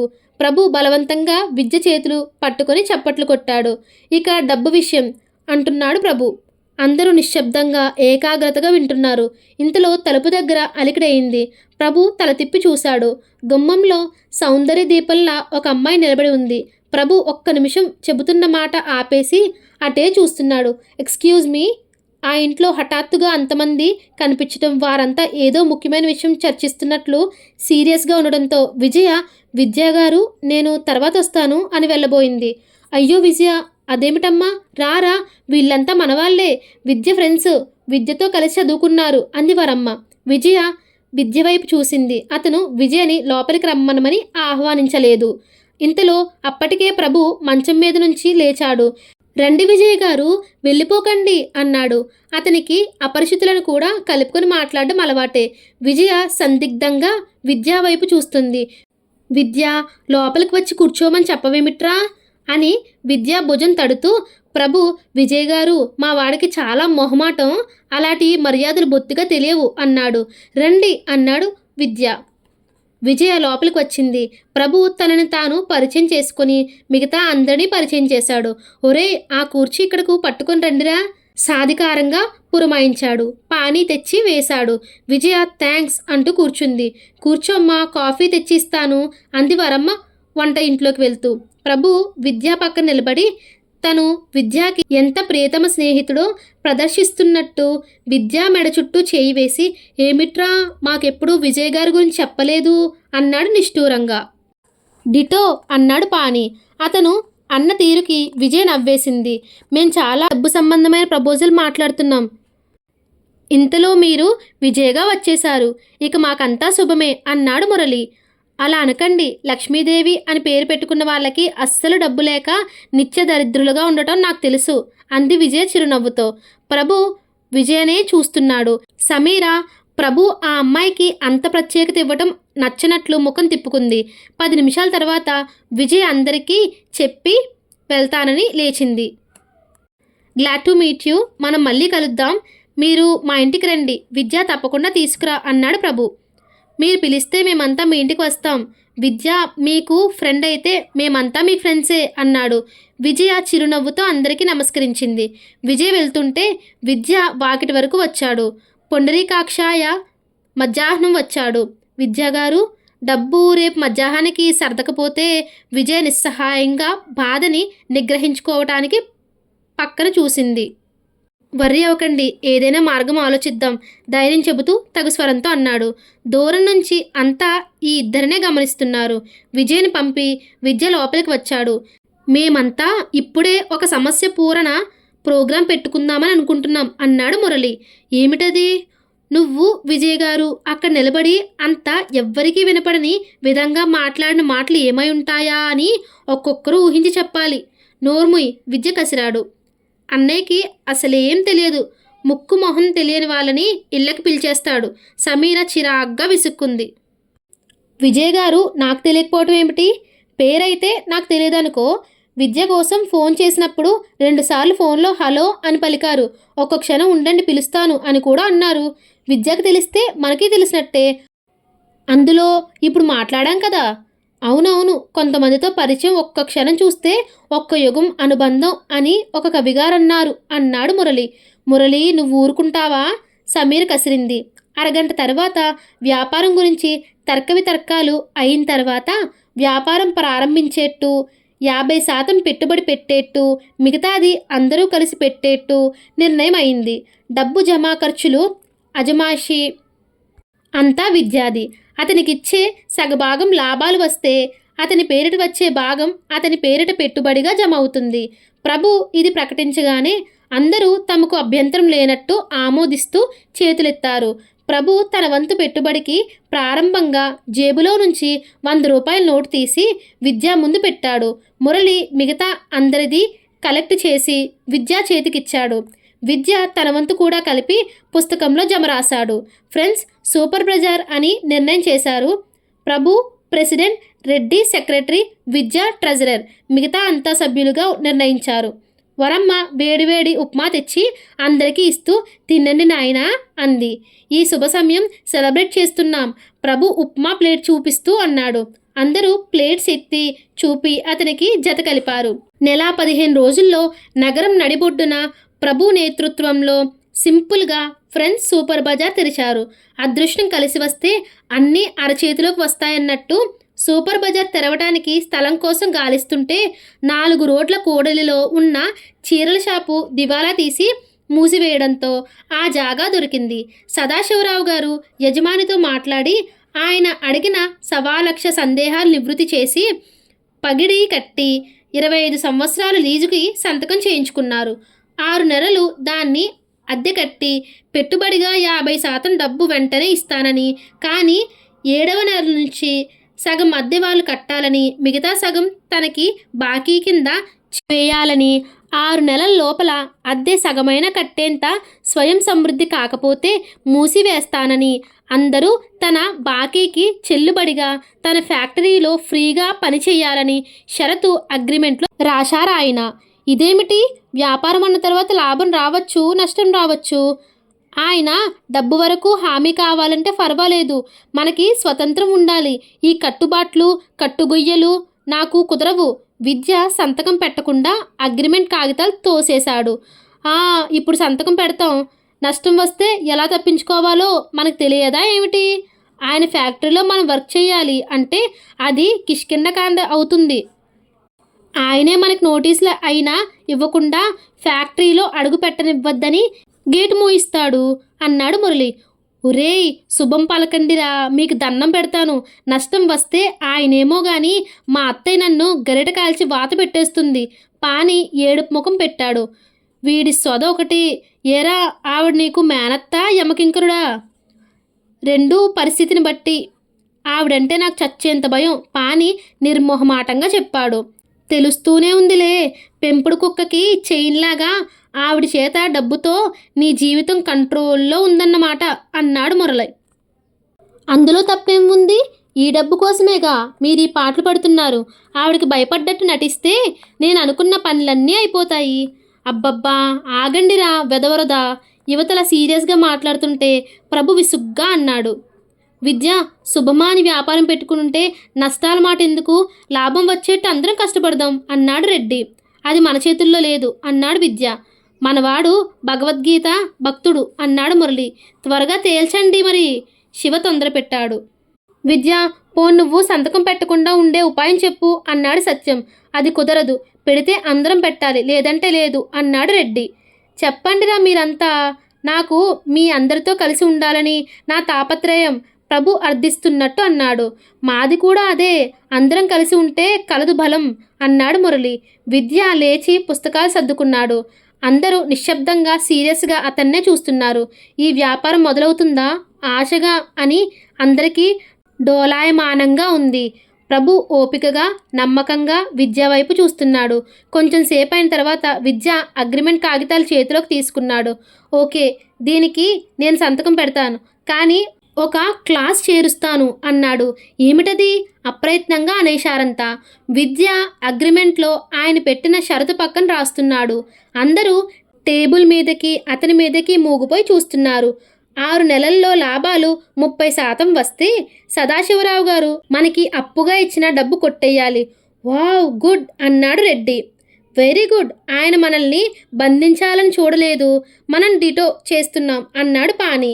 ఈ ఐడియా బాగానే ఉంది, నాకు ఇష్టమే, ప్రభు ఒప్పుకున్నాడు. వెంటనే గాఢంగా నిట్టూరుస్తూ, కానీ నా సమస్య తీరలేదు. ఇప్పుడు నిర్ణయం మావయ్య వైపు మళ్ళింది. ఆయనేమంటాడో అన్నాడు సందేహంగా. మనసుంటే అభిమానం ఉంటే ఒప్పుకోవాలి మరి అన్నాడు శివ. 6 నెలల్లో అంత లాభం తెచ్చుకోగలమా? సత్యం సందేహంగా అడిగాడు. ఒక ప్రణాళిక తయారు చేసుకొని రాత్రింబవళ్ళు అదే ధ్యేయం అన్నట్టు కృషి చేయాలి అన్నాడు రెడ్డి. నేను ఛాలెంజ్గా తీసుకుంటున్నాను అన్నాడు. మేం కూడా. అందరూ చెయ్యెత్తారు. విద్య కూడా ఎత్తాడు. ప్రభు చివరగా మెల్లగా సందేహ శృంఖలాలు వదిలించుకున్నట్టు ఎత్తాడు. ఇప్పటి వరకు ఖర్చయింది 1840 రూపాయలు. విద్య పుస్తకం చూసి చెప్పాడు. అమ్మో, నా వాటాని ఇందులో పెట్టిన నష్టం వస్తే అంత డబ్బు నేను ఎన్ని రైళ్ల దగ్గర మూటలు మోస్తే వస్తుందో పాని భయంగా అన్నాడు. నా మాట విని నువ్వు మీ శ్యామలని వెంటనే పెళ్లి చేసుకో, అప్పుడు మీ అత్తయ్యే నీకు వణుకుతుంది. మురళి సలహా ఇచ్చాడు. ఆపండ్రా మీ గోల, చెవి కింద ఒకటే రొద. ప్రభు విసుక్కున్నాడు. ఈ మీటింగ్ ఇంతటితో ముగుస్తున్నాం, సెక్రటరీ అయిన రెడ్డి చెప్పాడు. విద్యాధర్ ఇంకా ఫ్రెండ్స్ అంతా కలిసి చేసిన ఈ బిజినెస్ సక్సెస్ అవుతుందా? సదానందం గారి ముందు వీళ్ళు గెలుస్తారా? సమీరకు విద్యకు మధ్య ఏం జరిగింది? విజయ విద్యాధర్ జీవితంలోకి ఎలా వచ్చింది? ఇవన్నీ పార్ట్ 5లో విందాం. దయచేసి నా భాషా ఉచ్చారణలో ఏమైనా తప్పిదాలు చేసి ఉంటే నన్ను మన్నించి, మీ అమూల్యమైన సమయాన్ని నేను ఆహ్లాదపరిచి ఉంటే సబ్స్క్రైబ్ చేసుకొని నాకు మీ ఆశీస్సులు అందించండి. మీ కావ్య.